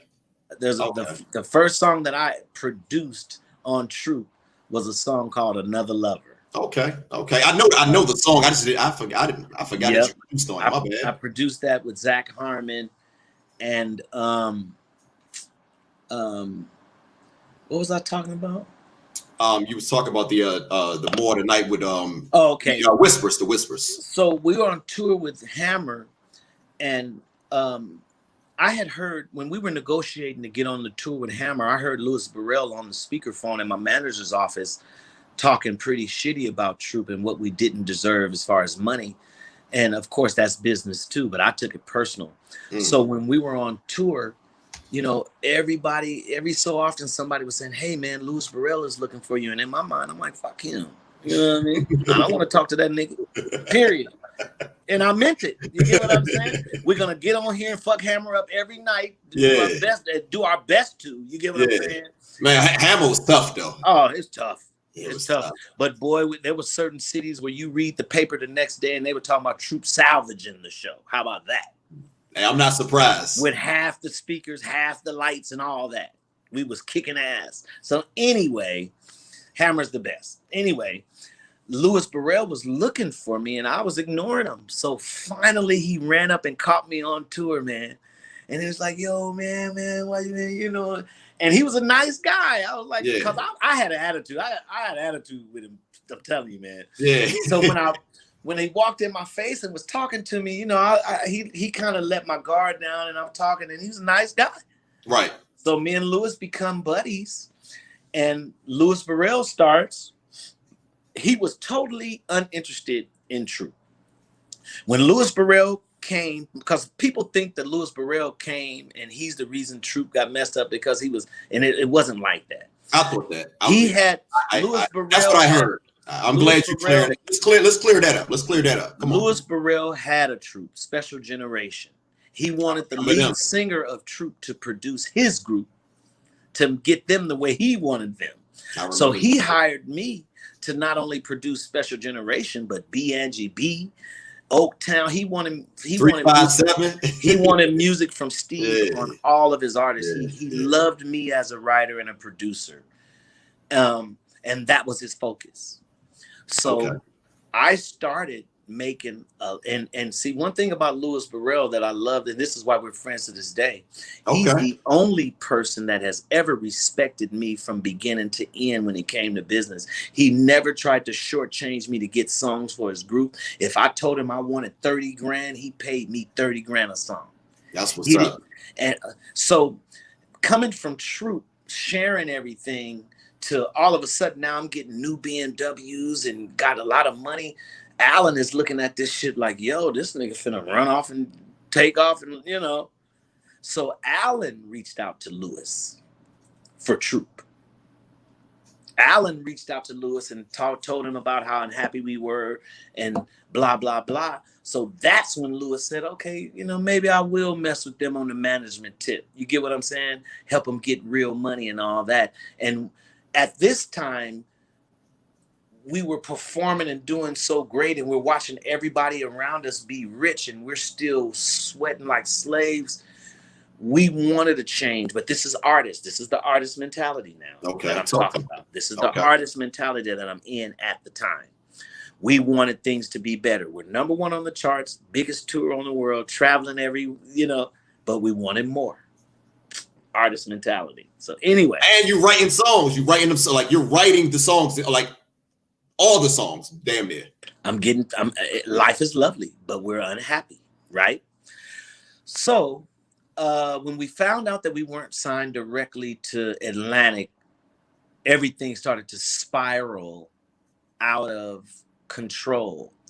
And before we decided to leave our management, we went to them. Me and Alan, we went and met with them in good faith, like, hey man, you know, we love you guys. We're not tripping. We don't want no problems. We just want, you guys are getting 50% of our publishing, and you guys don't even shop the songs to help us get placements. You're just, you know, you're getting 50% of whatever I do. And we didn't like it. So when we went and we approached them like that, let's just make it where it's fair. You know, we know you guys should get something because this is your baby and all that, but make it where it's fair. David Cook, the same guy that came to Pasadena and got us, told us, said, read your contract. And when he said, when he looked at me and Alan and told us to read our contract, it was over. We didn't fuck with them no more. It was done and over with. We got with Louis Burrell. Alan called Louis. Louis met with us. And this is what hurt us. The original management put an injunction against us to stop us from working. And so that's what happened. That's what happened. That's why I knew it. That's why Boyz II Men and Jodeci was able to come in so clean, because we were in litigation. I was wondering because I remember, like I said, that Deeper project to me, and I know a couple of other people, man. That project was you guys' best project in my opinion. I heard it. Go ahead. And you had a number one, and you had another a number one, but from beginning to end, man, you guys gave us everything on that project. Wow. And not even just musically, brother. You're singing, man. Thanks, man. Your voice, brother. You really brought it. I was growing, you know, I was getting better and better, you know. You grew into this artist, man, that really, like, the uniqueness of your tone. I was ready. You was ready, man. You was come up again. Hey, listen, this one right here, brother. He was ready, right here. I'm trying to tell y'all need to go ahead and get it. It's on Amazon, iTunes. It's a dope project. They gotta make sure you guys download Deeper Revisited. It's the new version of the Deeper album with a couple new songs on it. Deeper Revisited. Okay. Download it now. So anyway, I was telling you about the Deeper album. I'm making it too drawn out, so let me hurry up. This is how go ahead. So while we were in litigation, Louis Burrell locked me away to do that album. So by the time we got ready to present and for him to get us that money, that $1 million he was going to get us, we had to have a hell of a project. So I spent the whole year and a half, all the time that we were in litigation, I was working on the Deeper album. So we finally got past that. The judge told David Cook and them to kick rocks. I'm not going to stop these guys from eating just because. And when the judge found out who was writing the songs, because he understands the language of the contract. He's like, this contract's fine. You know, they can get publishing. But when he found out that they weren't writers, he said, wait, you guys don't, the judge, this is in court. The judge was like, hey, you guys don't write? And then my lawyer was like, no, these are the writers. These are the writers. The judge was like, oh shit. The dirty business, man. Yes, dirty business. So we get with Sylvia. We signed with Louis. Mind you, Sylvia had already told us she didn't like that. She did not want us to sign with Louis Burrell. She said it out of her mouth. She warned you. Yes. She said, you guys, she said, we can have meetings with anybody you want, but I don't want to fuck with that nigga. Period. Right? So straight like that. Long story short, Alan convinces us to do it. We do it. We get with Louis Burrell. Sylvia doesn't like it, but when she flies to LA to get with me to see this new project, man, she loves the Deeper record, man. Yeah. She loved the work that I did. I gotta put it up one more time, man. This project right here, I'm telling y'all, you would That's my heart and soul right there, man. And the reason why I'm not just saying it because I'm talking to you, brother, that project out of all you guys' projects, all three of them are classics. Let's make that clear. Yeah. Emphatically clear. Yeah. But the songwriting on that project by you, because you, man, it really stands the test of time, man. Wow, that's like, awesome. I gotta salute you, brother, man. Like, I did not realize how dope that project. I thought it was dope back then, but now 25, 27 years later, and brother, still sounds good. It sounds fresh, brother. Still fresh. And you know, I put so much on it, and when Sylvia came, she was in LA with me for a week, man. She kept her office. She made her little office at the studio, man. She was a part of me in the project. She was with me. And this is why we had a #1 record. You get what I'm saying? Troop was gonna give you a #1 record. Yes. And what happened is when you don't know the business and the way things are structured, you as an artist trying to find and get your best situation could fuck up the business or mess up the business that's in tow. You know, and not to just spill beans or put people out there, but there's relationships in this record business. Like if you have a group and I work at a label and I know that it's only going to take you 150 to do the album, I'll give you 300. But you got to see me when we get off work. So when you mess up those kind of situations, you don't even realize that you've done that. So on top of that, Lewis gets $1 million something from Sylvia, man. And Sylvia ain't trying to give no nigga, not back then. She wasn't trying to give us no $1 million. I don't care who he was. Keep your hoe broke. You feel me? And y'all was her baby, man. But we were her babies because we're under control. Yeah. Give them young niggas $1 million, we don't know what we'll have. Yeah. That's crazy. So, anyway, we get with Louis Burrell, we mess up all of that business. And so Sylvia decides after Sweet November, she's not finna invest in a project that's only gonna benefit us. You know, she didn't like the business. She didn't like Louis Burrell. So she decided to not only lose interest in the group, but to make sure that that album only sold so much. She took it out of print and everything. So just to get to my point, that's the particulars. That's not my point. I need to hear the fans we need to hear this, brother, because I've watched a bunch of interviews and I've never really people don't know. I never really heard you speak on this, man, because you know, it's to me being remembering that time, man. There wasn't a lot of times you have an artist and they fall off, the music falls off, and you can see why they, you know, you can see why they went away. We went out with a #1 record. Y'all went out with a #1 record. Like y'all went out with a bang. The album was Who does that, man? Who does that? Like it was just like as a young kid, it was just weird to me. So it was weird to us, bro. But I'm telling you the business side of it now at 50 years old. At 20, I didn't know none of this stuff. I thought that the Deeper album didn't sell because it wasn't good. I thought, listen, I went 5, 6, 7 years after that thinking that I had ruined the group's career because I fought to do that album and it was no good, man. And then MySpace came along. Now I'm writing with producing. Now Troop is done in that sense. I'm writing and producing with the Underdogs now, and MySpace comes along, right? So slow down before you get to that. Like I wanted to let's get into it because the Underdogs, man, wasn't like just like we didn't just talk about the Underdogs and keep it moving. We not gonna do that, Steve. Okay. Talk about now. Troop went out and put out a project, a little something in '94. You did the Mayday project. You guys reunited in '98, which I like that project. That Mayday project, man. I like that. But yeah, that was digging up out of a hole, man. That project was us being let's just say we're homeless, no place to live.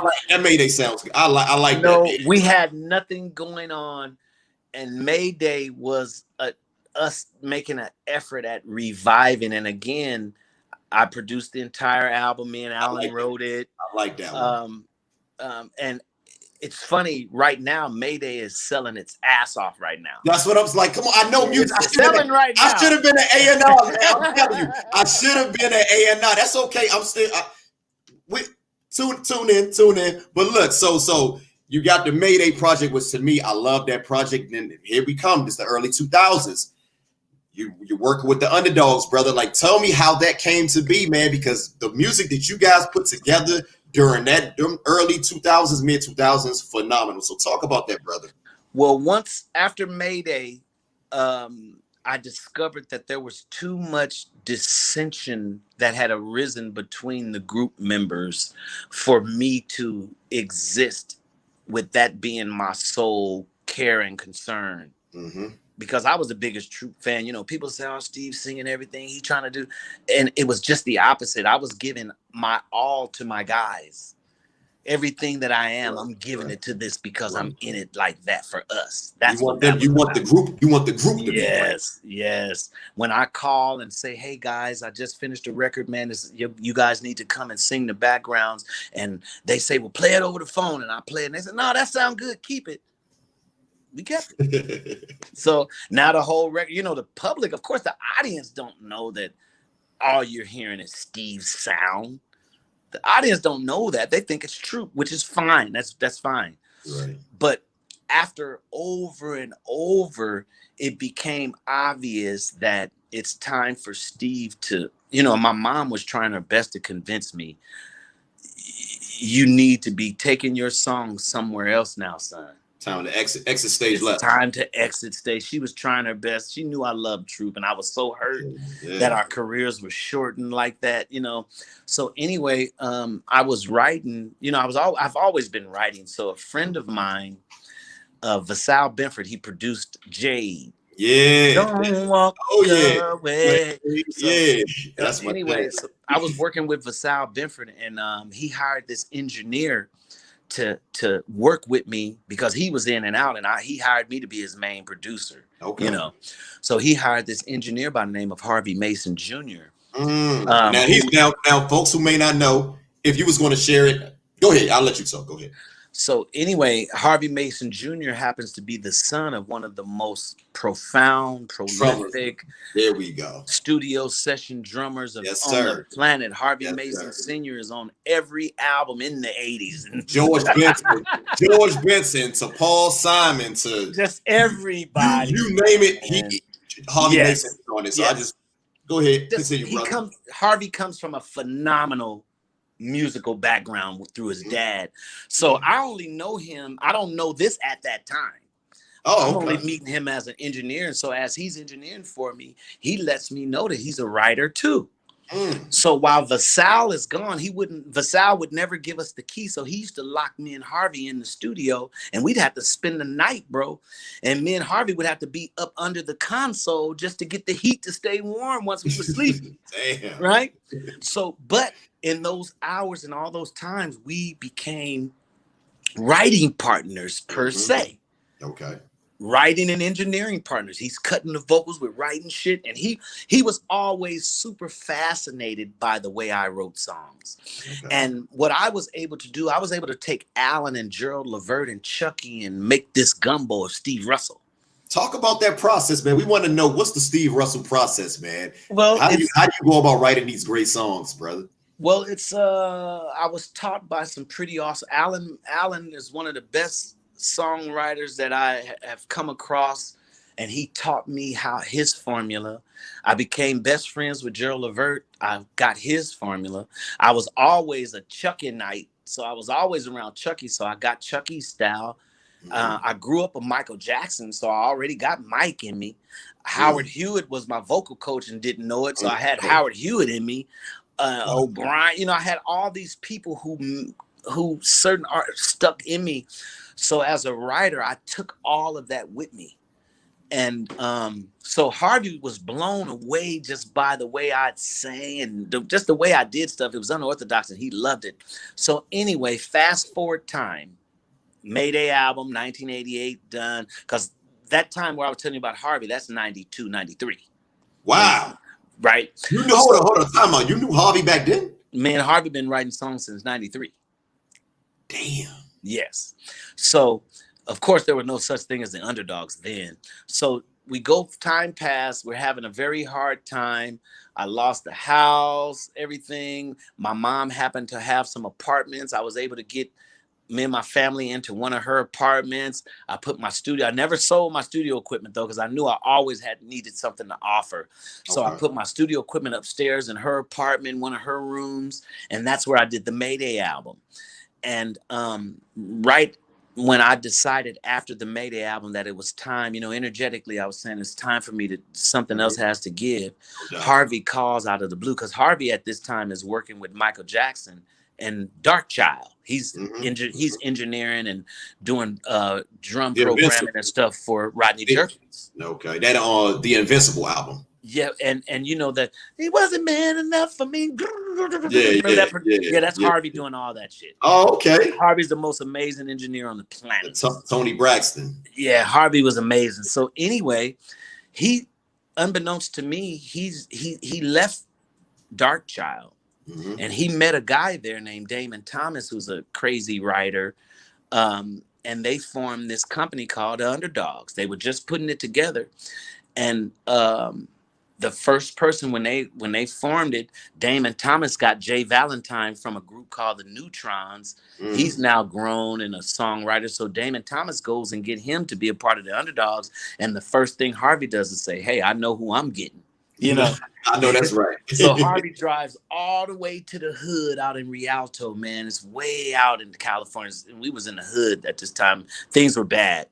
So Harvey comes all the way out there, man, and he tells me, he's like, "Steve, you know, I know you like writing songs by yourself." He said, "But I got this situation. We're getting ready to start a production company, man, and I think this would be great for you, man. Write with some other guys, build you a lot of publishing. I just think it would be great, you know." And unbeknownst to him, he was an angel. You get it? So that's how I became a part of the Underdogs, is when Harvey invited me to come and just try it out and just see. And what I did, like I did with Troop, I took my entire sound to the Underdogs. I didn't just assist as a writer.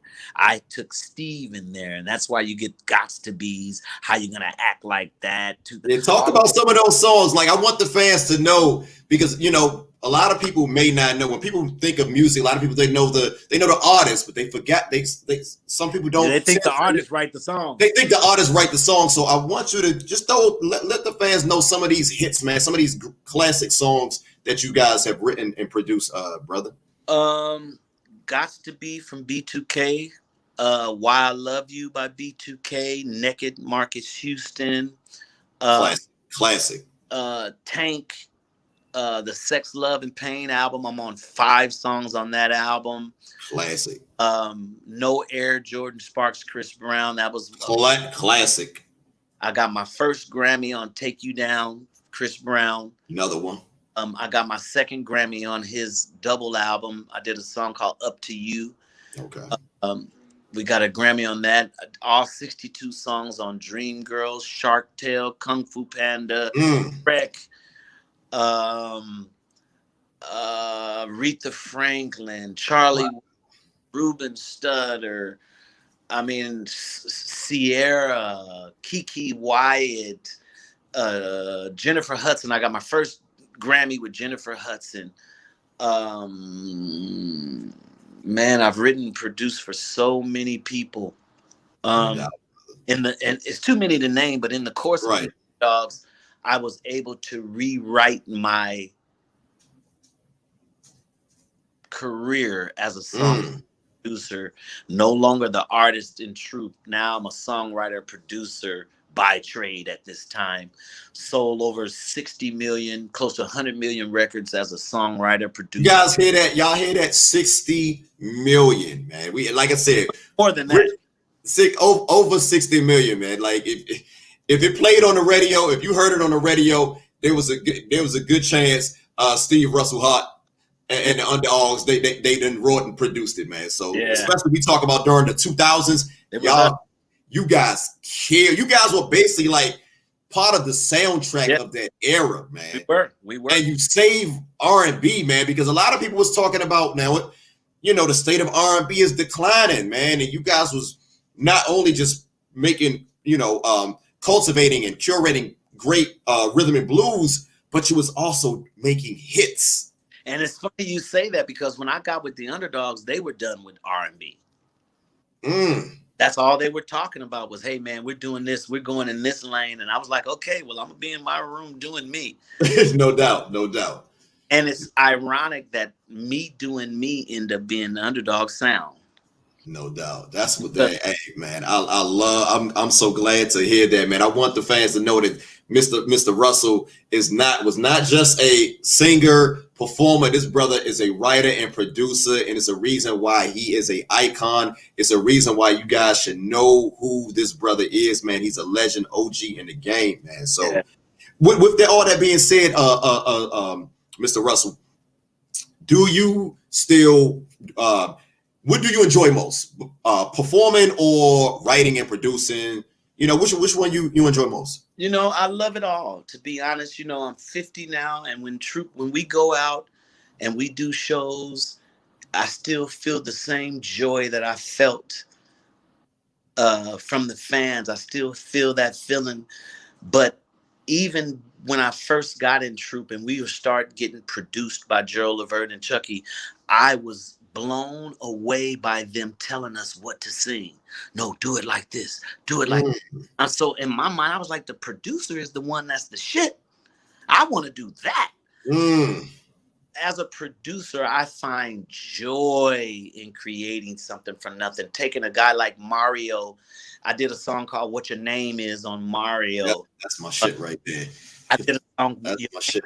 On Chris Brown's first record, "Your Man Ain't Me," you know, which is Alan. I took Alan's whole style and did. I know that he be acting all cocky like. That's all Alan. That's Alan. Okay. Yo, shout out to Alec, man. Shout out to Alec McNeil, man. What's that? Al Mac. That's my guy. Yeah, man. I always thought you guys was a hell of a 1-2 combo, man. I always thought you guys. One question, man. Before you say it, I gotta ask this question. I've been holding this in. Now on the Spread My Wings video. I'm sorry, I'm bringing it up right now. And I should have been asked this question. Man, who is that doing that backflip, man? That's Rodney. Yo, that is. But I told you, the athlete growing up, remember I told you, Rodney, when we were young and in school, him and his buddies would do flips all the way across the whole front of the schoolyard.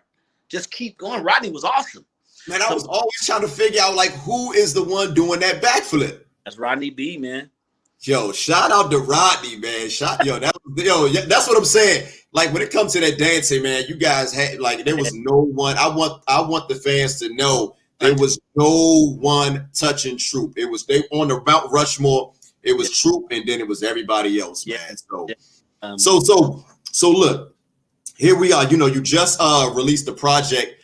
In 2017. You dropped the Swept Away project, man. So what made you step on your own and finally do a solo project? Well, my actual first album was released in 2010. Oh, So Random. My bad, brother. My very first album is called So Random. I released that without having any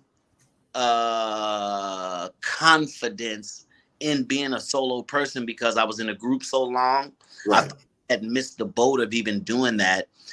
But anyway, I released So Random with the single Bring It Back, and I did Rock With You on that. I remade Rock With You on that album. Mm-hmm. And then I did a couple years later, I did an album called The Wedding Singer. All of my beautiful love songs, I put all of them together. See, what I was doing was, I thought The Wedding Singer came after. Now I know that one. The first one, I admit, man, I don't know the first one, but I know The Wedding Singer. I thought that was after. Random. It's probably one of the better ones. Okay.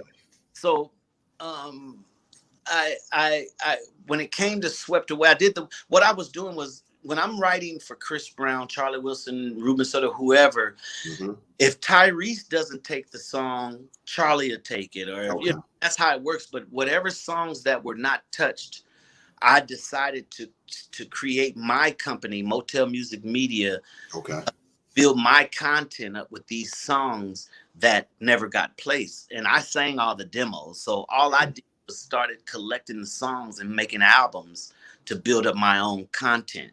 And so I did that with the Wedding Singer album. That was a bunch of love songs that I put together just to make a project. That was a dope project, by the way. I like that one. Swept Away. My whole goal in behind releasing these records, I'm independent. I know I'm not going to promote it, but if I have the records available, if all of the stuff is online and available, whenever the time comes for me to promote whatever I want, they're there, right? So I stuck to that. But when I got to the Swept Away album, I was working on a bunch of pop songs. Just as a writer, I was writing a bunch of pop records for Elliot Yamin. I was working on David Archuleta. I was doing a lot of pop white artists. And so I put. Now, do you have to go into a different mode when you go into that? Like, you know, is the process a little bit different, or is it still the same? Is it still the same? And the production, because we know the sound of pop music is different. Yeah. But a lot of times when you're reading the lyrics, it's pretty much it's the same. The same. As far as songwriting, nothing changes. Of course, like you said, the production, I got with my boys MIDI Mafia, and they produced the entire Swept Away album. And the reason why I even created that album was I put together a collection of those pop songs for my mom. And I put a CD because she was in Texas. Right. And I sent her this CD with all these songs on it. And she called me. She's like, "Oh, I love this Mafia album." Because, you know, at the beginning of every song, you hear them, you know. Yeah. So she called it the Mafia. She said, "I love this Mafia album."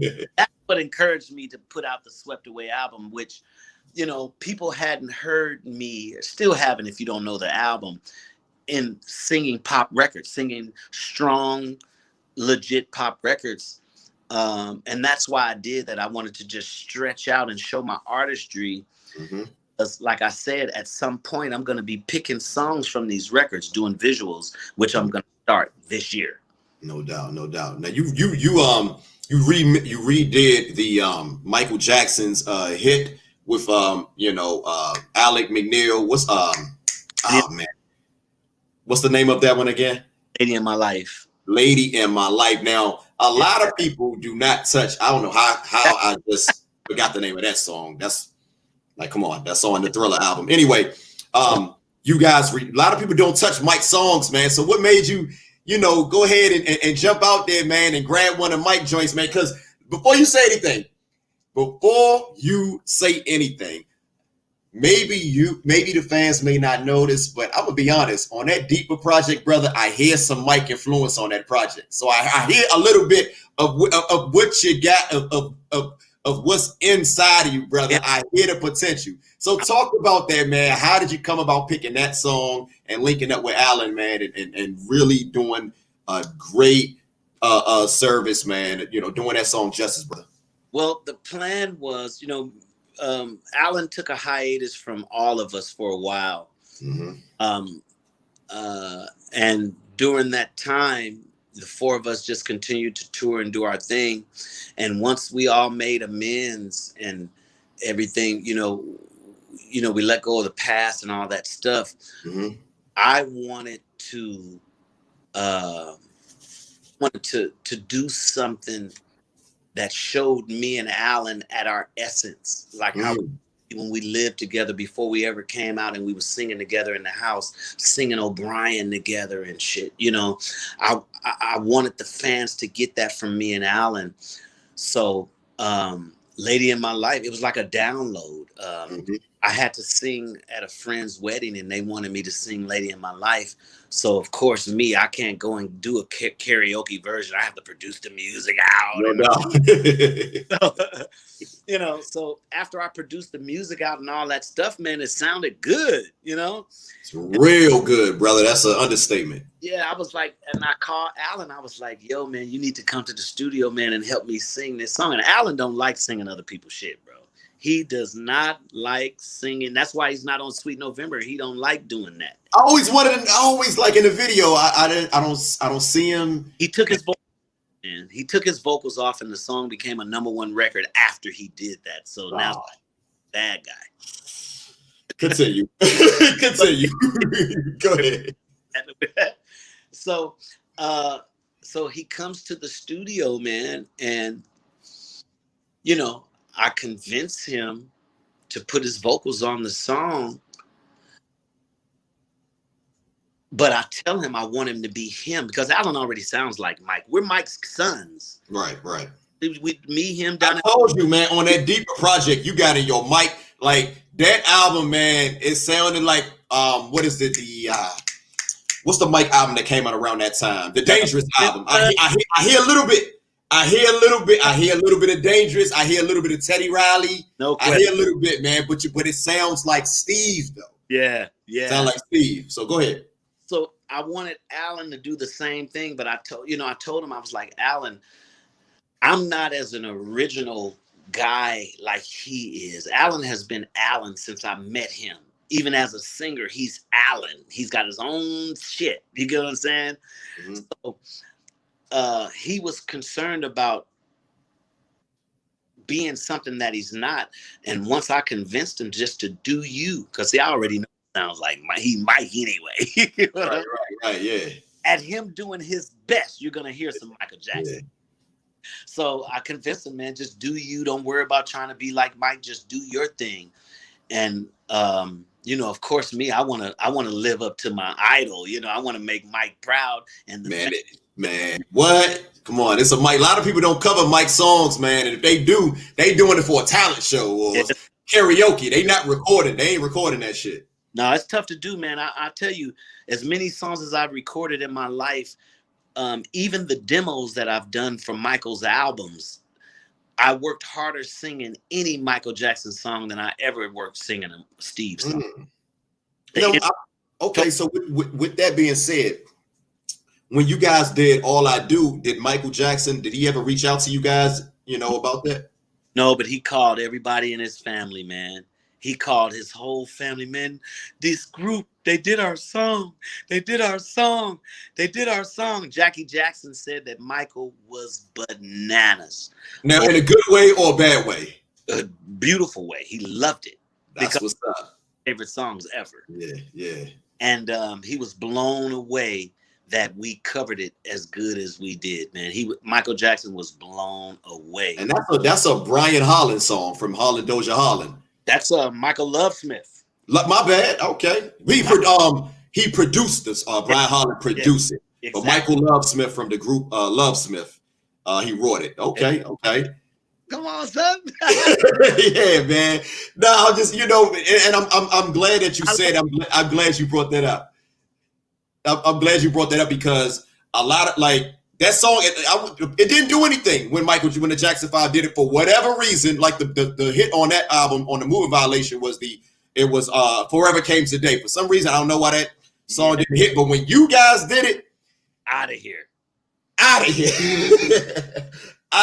man, out of here. I cried like a baby.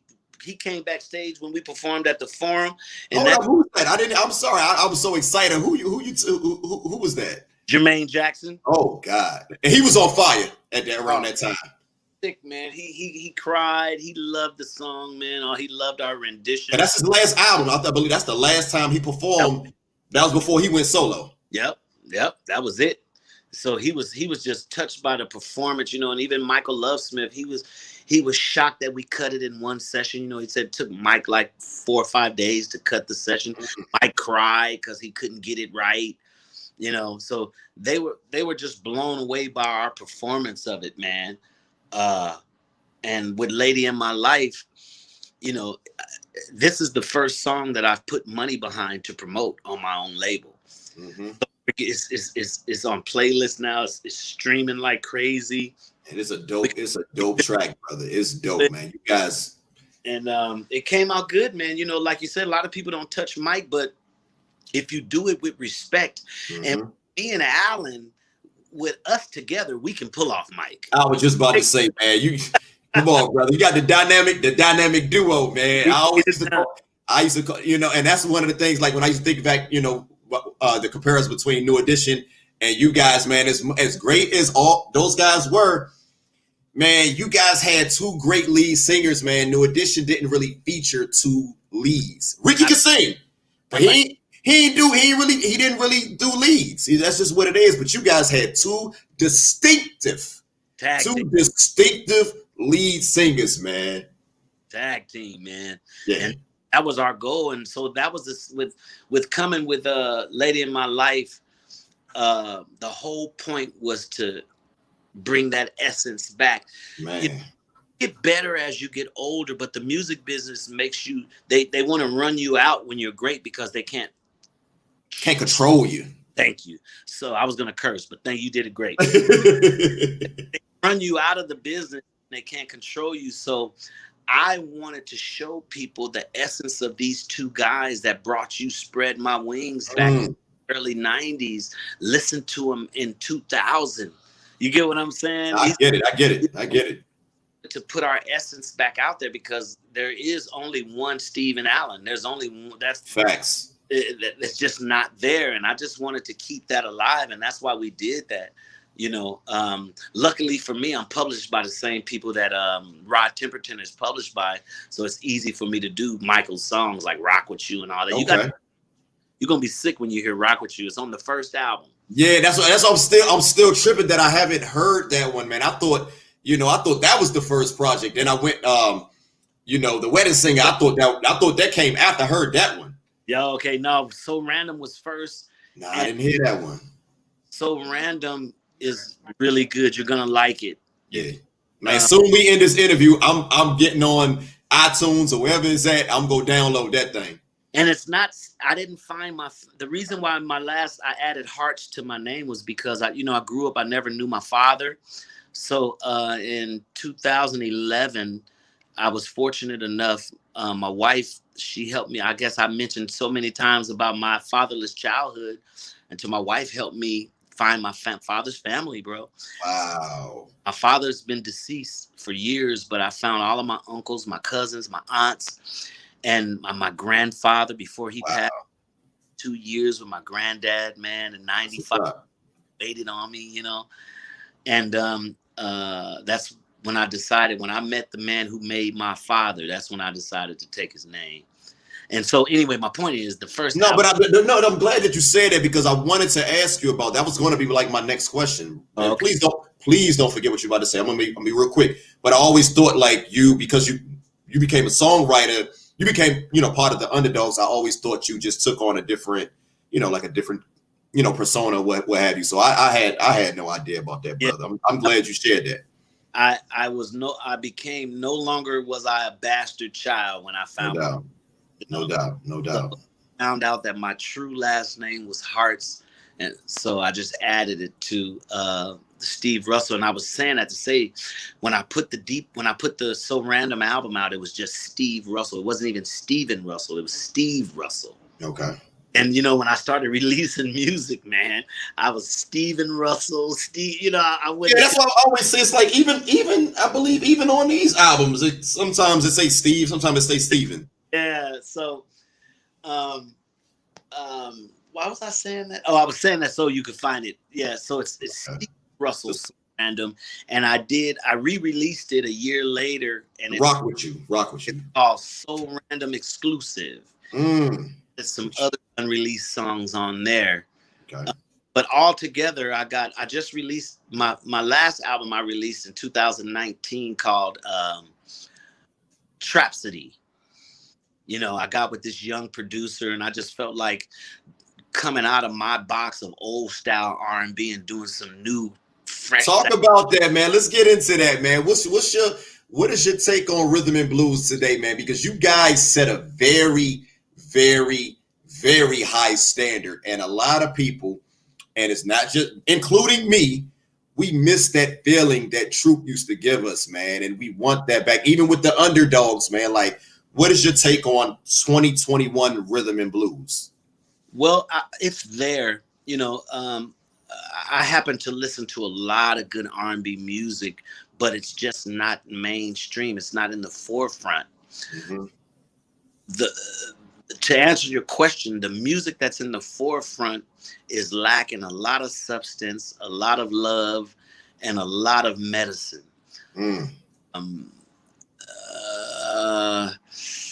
I'm not a hater on creativity. I love what everybody is doing. You got to eat. No doubt. As their time. I remember when guys from the South couldn't even get a record deal. Now their music is running the industry. So everybody has their day.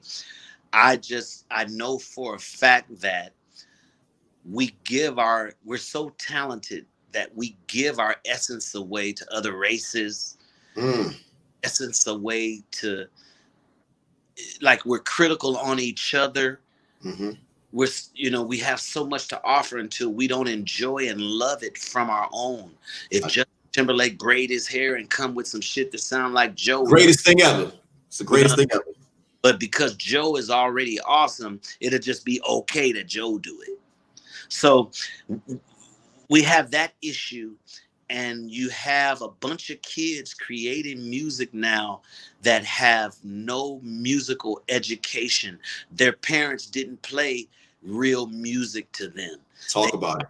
Body on YouTube doing something, so they went and downloaded a program, and now they're doing it. And when you make hits with no essence, and that becomes the shit, now all the labels is looking for you to be unessenced. That we want. I like the way you put that. Continue. They don't care if you have essence or not, as long as you got what makes shit hot today. So we're caught up in, I mean, I'm not going to get too deep. No, please do, brother, because I share. We need brothers like you, man, to continue to.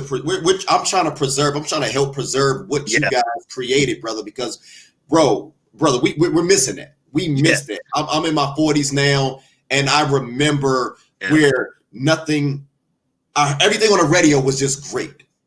Everything and I just don't hear that anymore. Because like you said, back in the day, you could hear New Edition, If It Isn't Love, then turn around and hear Troop Spread My Wings, right. Then turn around and hear I Cry For You by Jodeci, and hear On Bended Knee by Boys to Men. So you had everybody. Nobody's trying to be. Troop has never once tried to be like New Edition ever. Right. Right. That's a fact. Everything, every melody that you hear is trying to be like the melody that came before it, whether Drake did it or whatever. Everybody wants to be on that same melody instead of originality. And that's because the record executives, they don't have they got bills to pay. They can't afford to lose their job by gambling, so nobody else gambles. That sums it up pretty much. That's what it sounds like to me. Like no one gambles. Nobody gambles on making. There's the originality. Like you guys, when you guys came out, like you was just saying, and I'm gonna piggyback on what you just said. Troop didn't sound like New Edition. No. New Edition, they didn't sound like High Five, and High Five didn't sound like like nobody sounded the same. You guys had Alan McNeil, Steve Russell got their two distinctive leads. Troop got their two distinctive leads. New Edition had Ralph. High Five had Tony Thompson. Everybody was just very unique, and it seemed like you guys went out of your way to separate yourselves from this person. I want to be great as Troop. Funny you said that, man, because we went out of our way. We was on the ground worming, and man, we went out of our way and still sounding like that. Man, not to go back, but brother, y'all was on some alien shit. That performance, man, like that was some godly, brother, because you sounded better. Yeah. On performing live, and that's another thing. It seemed like you was doing all of this dancing and still coming back to the mic and not humping like I didn't hear any. Like, how the hell was y'all pulling that off? Because we said, and that's missing. Like that's missing in rhythm and blues. Like, I don't want to hear somebody singing over an MP3. Yeah, it's just not the same anymore, man. But I honestly believe that R&B, the essence of it, is on a comeback. I hope so. I hope so. I mean, this year I'm getting ready to rededicate myself to writing and placing songs and getting songs out. No doubt. Break. My mom transitioned. And, I'm sorry to hear that. Mom transitioned about 4.5 years ago. I looked at my life and realized that all I spent time doing was creating music. Right. Like, okay, what am I doing here, man? Your purpose. What's your purpose? Yeah, I'm writing music, and I'm spending all these hours trying to become something while missing what I am. So I've been living in my skin. I've been living in the now for the first time for these last 4.5, 5 years. So now that I'm back to who my mom created, No I'm doubt. start creating again. So I'm getting ready to kill the game with these young guys. I'm getting with young producers, young writers. I'm getting ready to add that essence, that soul essence that music is missing. Let them know, man. Let them know, Steve. Let them know, brother. Let them know, man. Yep, I'm bringing all that back, man. I'm currently working on my daughter. My daughter's an artist too, by the name of C. Okay. Both of my children, my son Stevie Harts, put your heart in it. He's an artist, amazing artist. Gotta check them out. I gotta check them out. Check both of them out. My daughter Sia Amun, she's an amazing artist. Okay. I've let her do her thing, stayed out of the way. I finally get a chance to produce on her, so I'm working on my daughter right now. I'm excited. Okay. I'm super excited about that, but I'm mostly excited about the essence that I'm getting ready to bring Steve Russell back to the music business. You get what I'm saying? Nah, I get it, brother. I get it. We need that, brother. We need we need that, especially in rhythm and blues, man. And you notice I say rhythm. I don't even like saying the term R&B, man. I like rhythm and blues because we need it. It's our essence. I just think that we need to value it coming from us. Yes. Not just amen. If Adele, she's good, but we got what's my girl Jasmine Sullivan and Vivian Green. Like, come on, man. Like, stop it. They she got an amazing voice. It seemed like, and now correct me if I'm wrong, you're in the industry and you've seen all levels of the industry. But it seems, as outsider looking in, as a fan of the music, as a fan of the culture, it seems to me as if Black people were not being allowed to do our music, like as far as rhythm and blues. But Adele and this Justin Timberlake or Sam Smith, they act like they're the greatest thing ever when they do our music. But we have to do pop type, hip hopish type music. Like back in the day, you had hip hop and rhythm and blues. They was like here. Like, but it seems like now you can't get a rhythm and blues song unless you got a rapper on it. Like, so do you feel like we're going to get back to the point where we can have traditional rhythm and blues with no auto tune, some great pure singing like what you guys used to give us? Do you feel you see that coming back? Well, it's going to come back, but it's not going to be the way we want it to come back. It's going to have innovation involved in it. It's going to be fine. That's fine. Innovative R&B. It's going to be a new take on the same thing because we talk different now. We express ourselves a little different. When I was first writing songs, my whole goal was the slickest way to say something without saying it the way normal people say it. Gotcha. Now saying it the normal way is what's hot. So right. The R&B that's on its way back now is going to have the essence of old, but represent where we're at now. And the one thing that needs to happen in our music is the separation of hip hop from R&B. We got to separate. Thank you. R&B, but because we're in a racist society and everything is racist, of course, the Black music is going to be on one chart. You get what I'm saying? That's just the way they do us. Unless it was even back, like even with the I heard even with Atlantic, like you guys had a Black division. Of course, MCA, the Black music division, all Black singles. It's crazy. It's crazy. Total racist. Like, how you going to be on MCA or Atlantic Records and anyway? We'll be talking about that all night. But so continue. Go ahead. So it's like, I think the essence of R&B is on its way back because me and my buddies Troy Taylor. Shout out to Troy Taylor. What Troy Taylor up to? Writing his ass off. He just released a new album on Trey Songz, a new R&B album on Trey Songz, full R&B album. Him and Troy and Trey. Magic together. Taylor did Why I Love You on B2K together. We did Janae Aiko's first album together. Now, I like her. Now I like her since she was 14. I like her. What I don't like is there's 1,000 of her now. Like there, a thousand came behind her and mimicked what she does. Like I don't need 1,000 Janae Aiko. I don't need 1,000 True. No, I don't need 1,000 Steve Russell. I don't need 1,000 Ralph Tresvant or whatever. Like, and that's really my problem. You know, not to be long-winded. That's really my problem with the music today. What we do is we hear something that we like and we want to cop it and do it. You know, and it's always been that way in the music business. But when you listen to Caribbean Queen, now we're sharing. Nobody was doing that. You have no idea that the music that he's on, doom, doom, doom, doom, doom, is Billy. You have no idea that they ripped Billie Jean off to get that song. But it don't sound the same. Like Billy Ocean don't sound like my thing is, can you do, at the end of the day, we all singing about the same stuff. Yeah. But could you do it differently?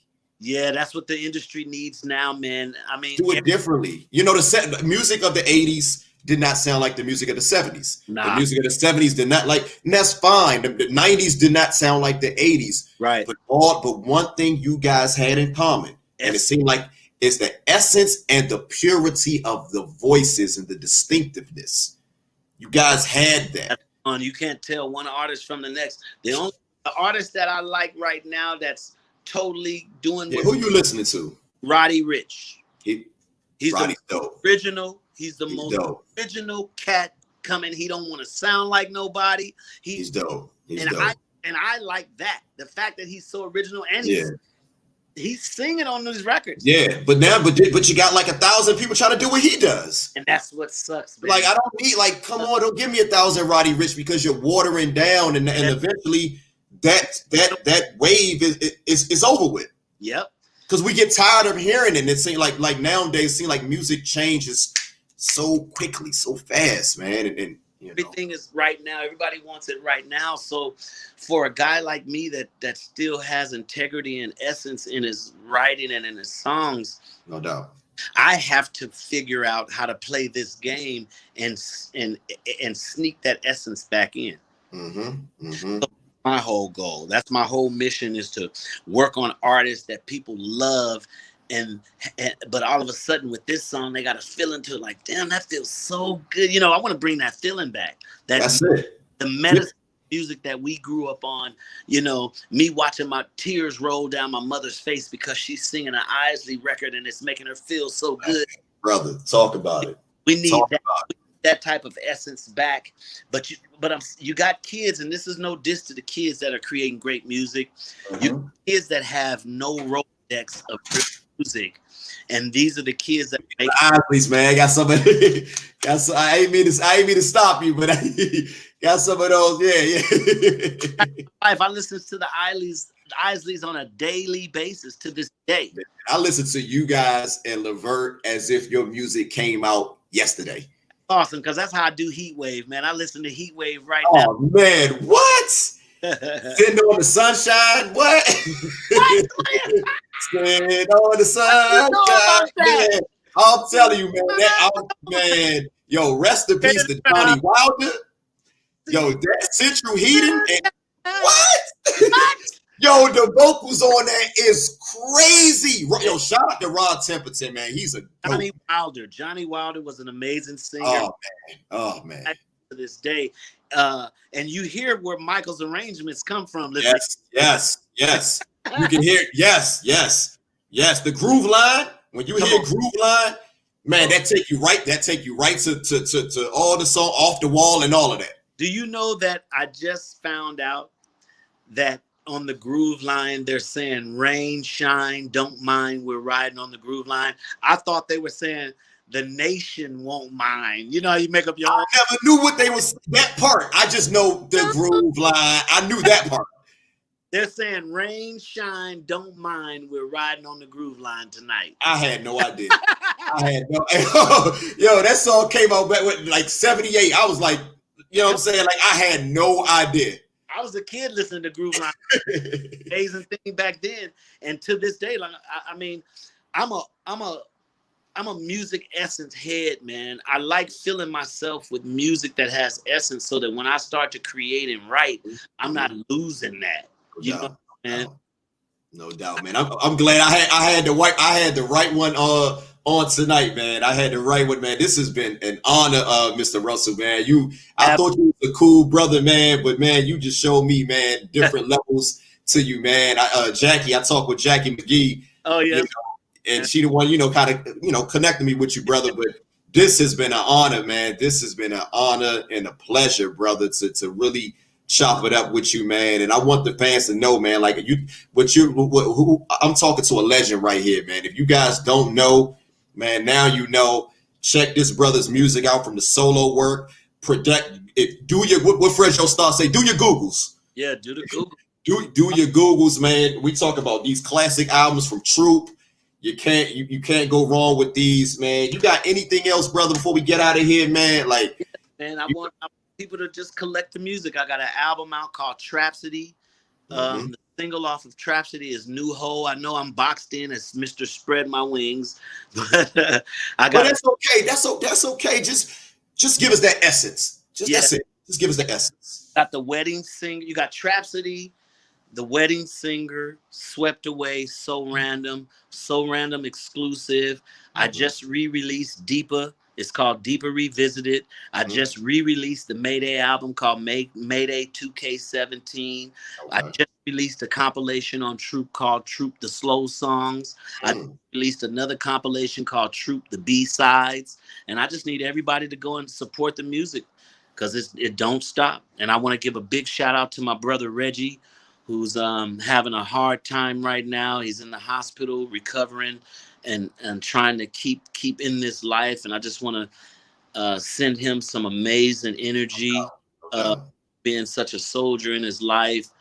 And I want to thank you for having me, man, and thank all the fans. And I just finished my first film called Day One's 8-episode series. That's getting ready to be streaming everywhere. I'm just working out the particulars right now.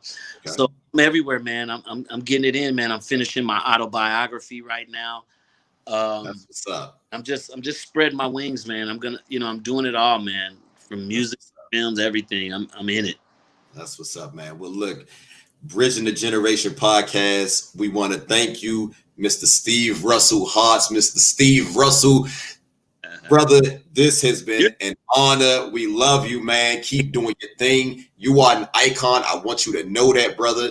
I want to give you your flowers. And from Bridging the Generation podcast, man, from my mouth to your ears, man, brother, thank you so much for your contributions, man. And if you really mean it, send me that jacket. Oh, hey, brother, it's nothing. It's nothing. I got you, brother. I got you. This is I was gonna do that. I was gonna wear the red, white, and blue one because to go with the background. But I said, I just got this one specifically for this interview. I gotta get that, man. Specific, and I spoke this into existence. I did not even think that I did not know that I was going to be able to have you on. Yeah. I bought it just in case. That's awesome, man. I said, just in case, man, I get to have you on the platform, brother. I'm going to wear this, man. This has been a dream come true. You guys, if you guys can know, if you guys will understand all the excitement that's going in my body, I think I did real good as far as holding my composure, But again, brother, man, we love you, man. Thank you for everything, brother. Love you. It's been an honor. Much, man. Having me, man. I totally appreciate it, man. No doubt. Well, no doubt, man. Well, look, this is Bridging the Generation podcast. I'm Malak Arif, Steve Russell of Troop. We signing out, brother. You take care and God bless, man. We praying for you, Reggie. Love you. Thank you.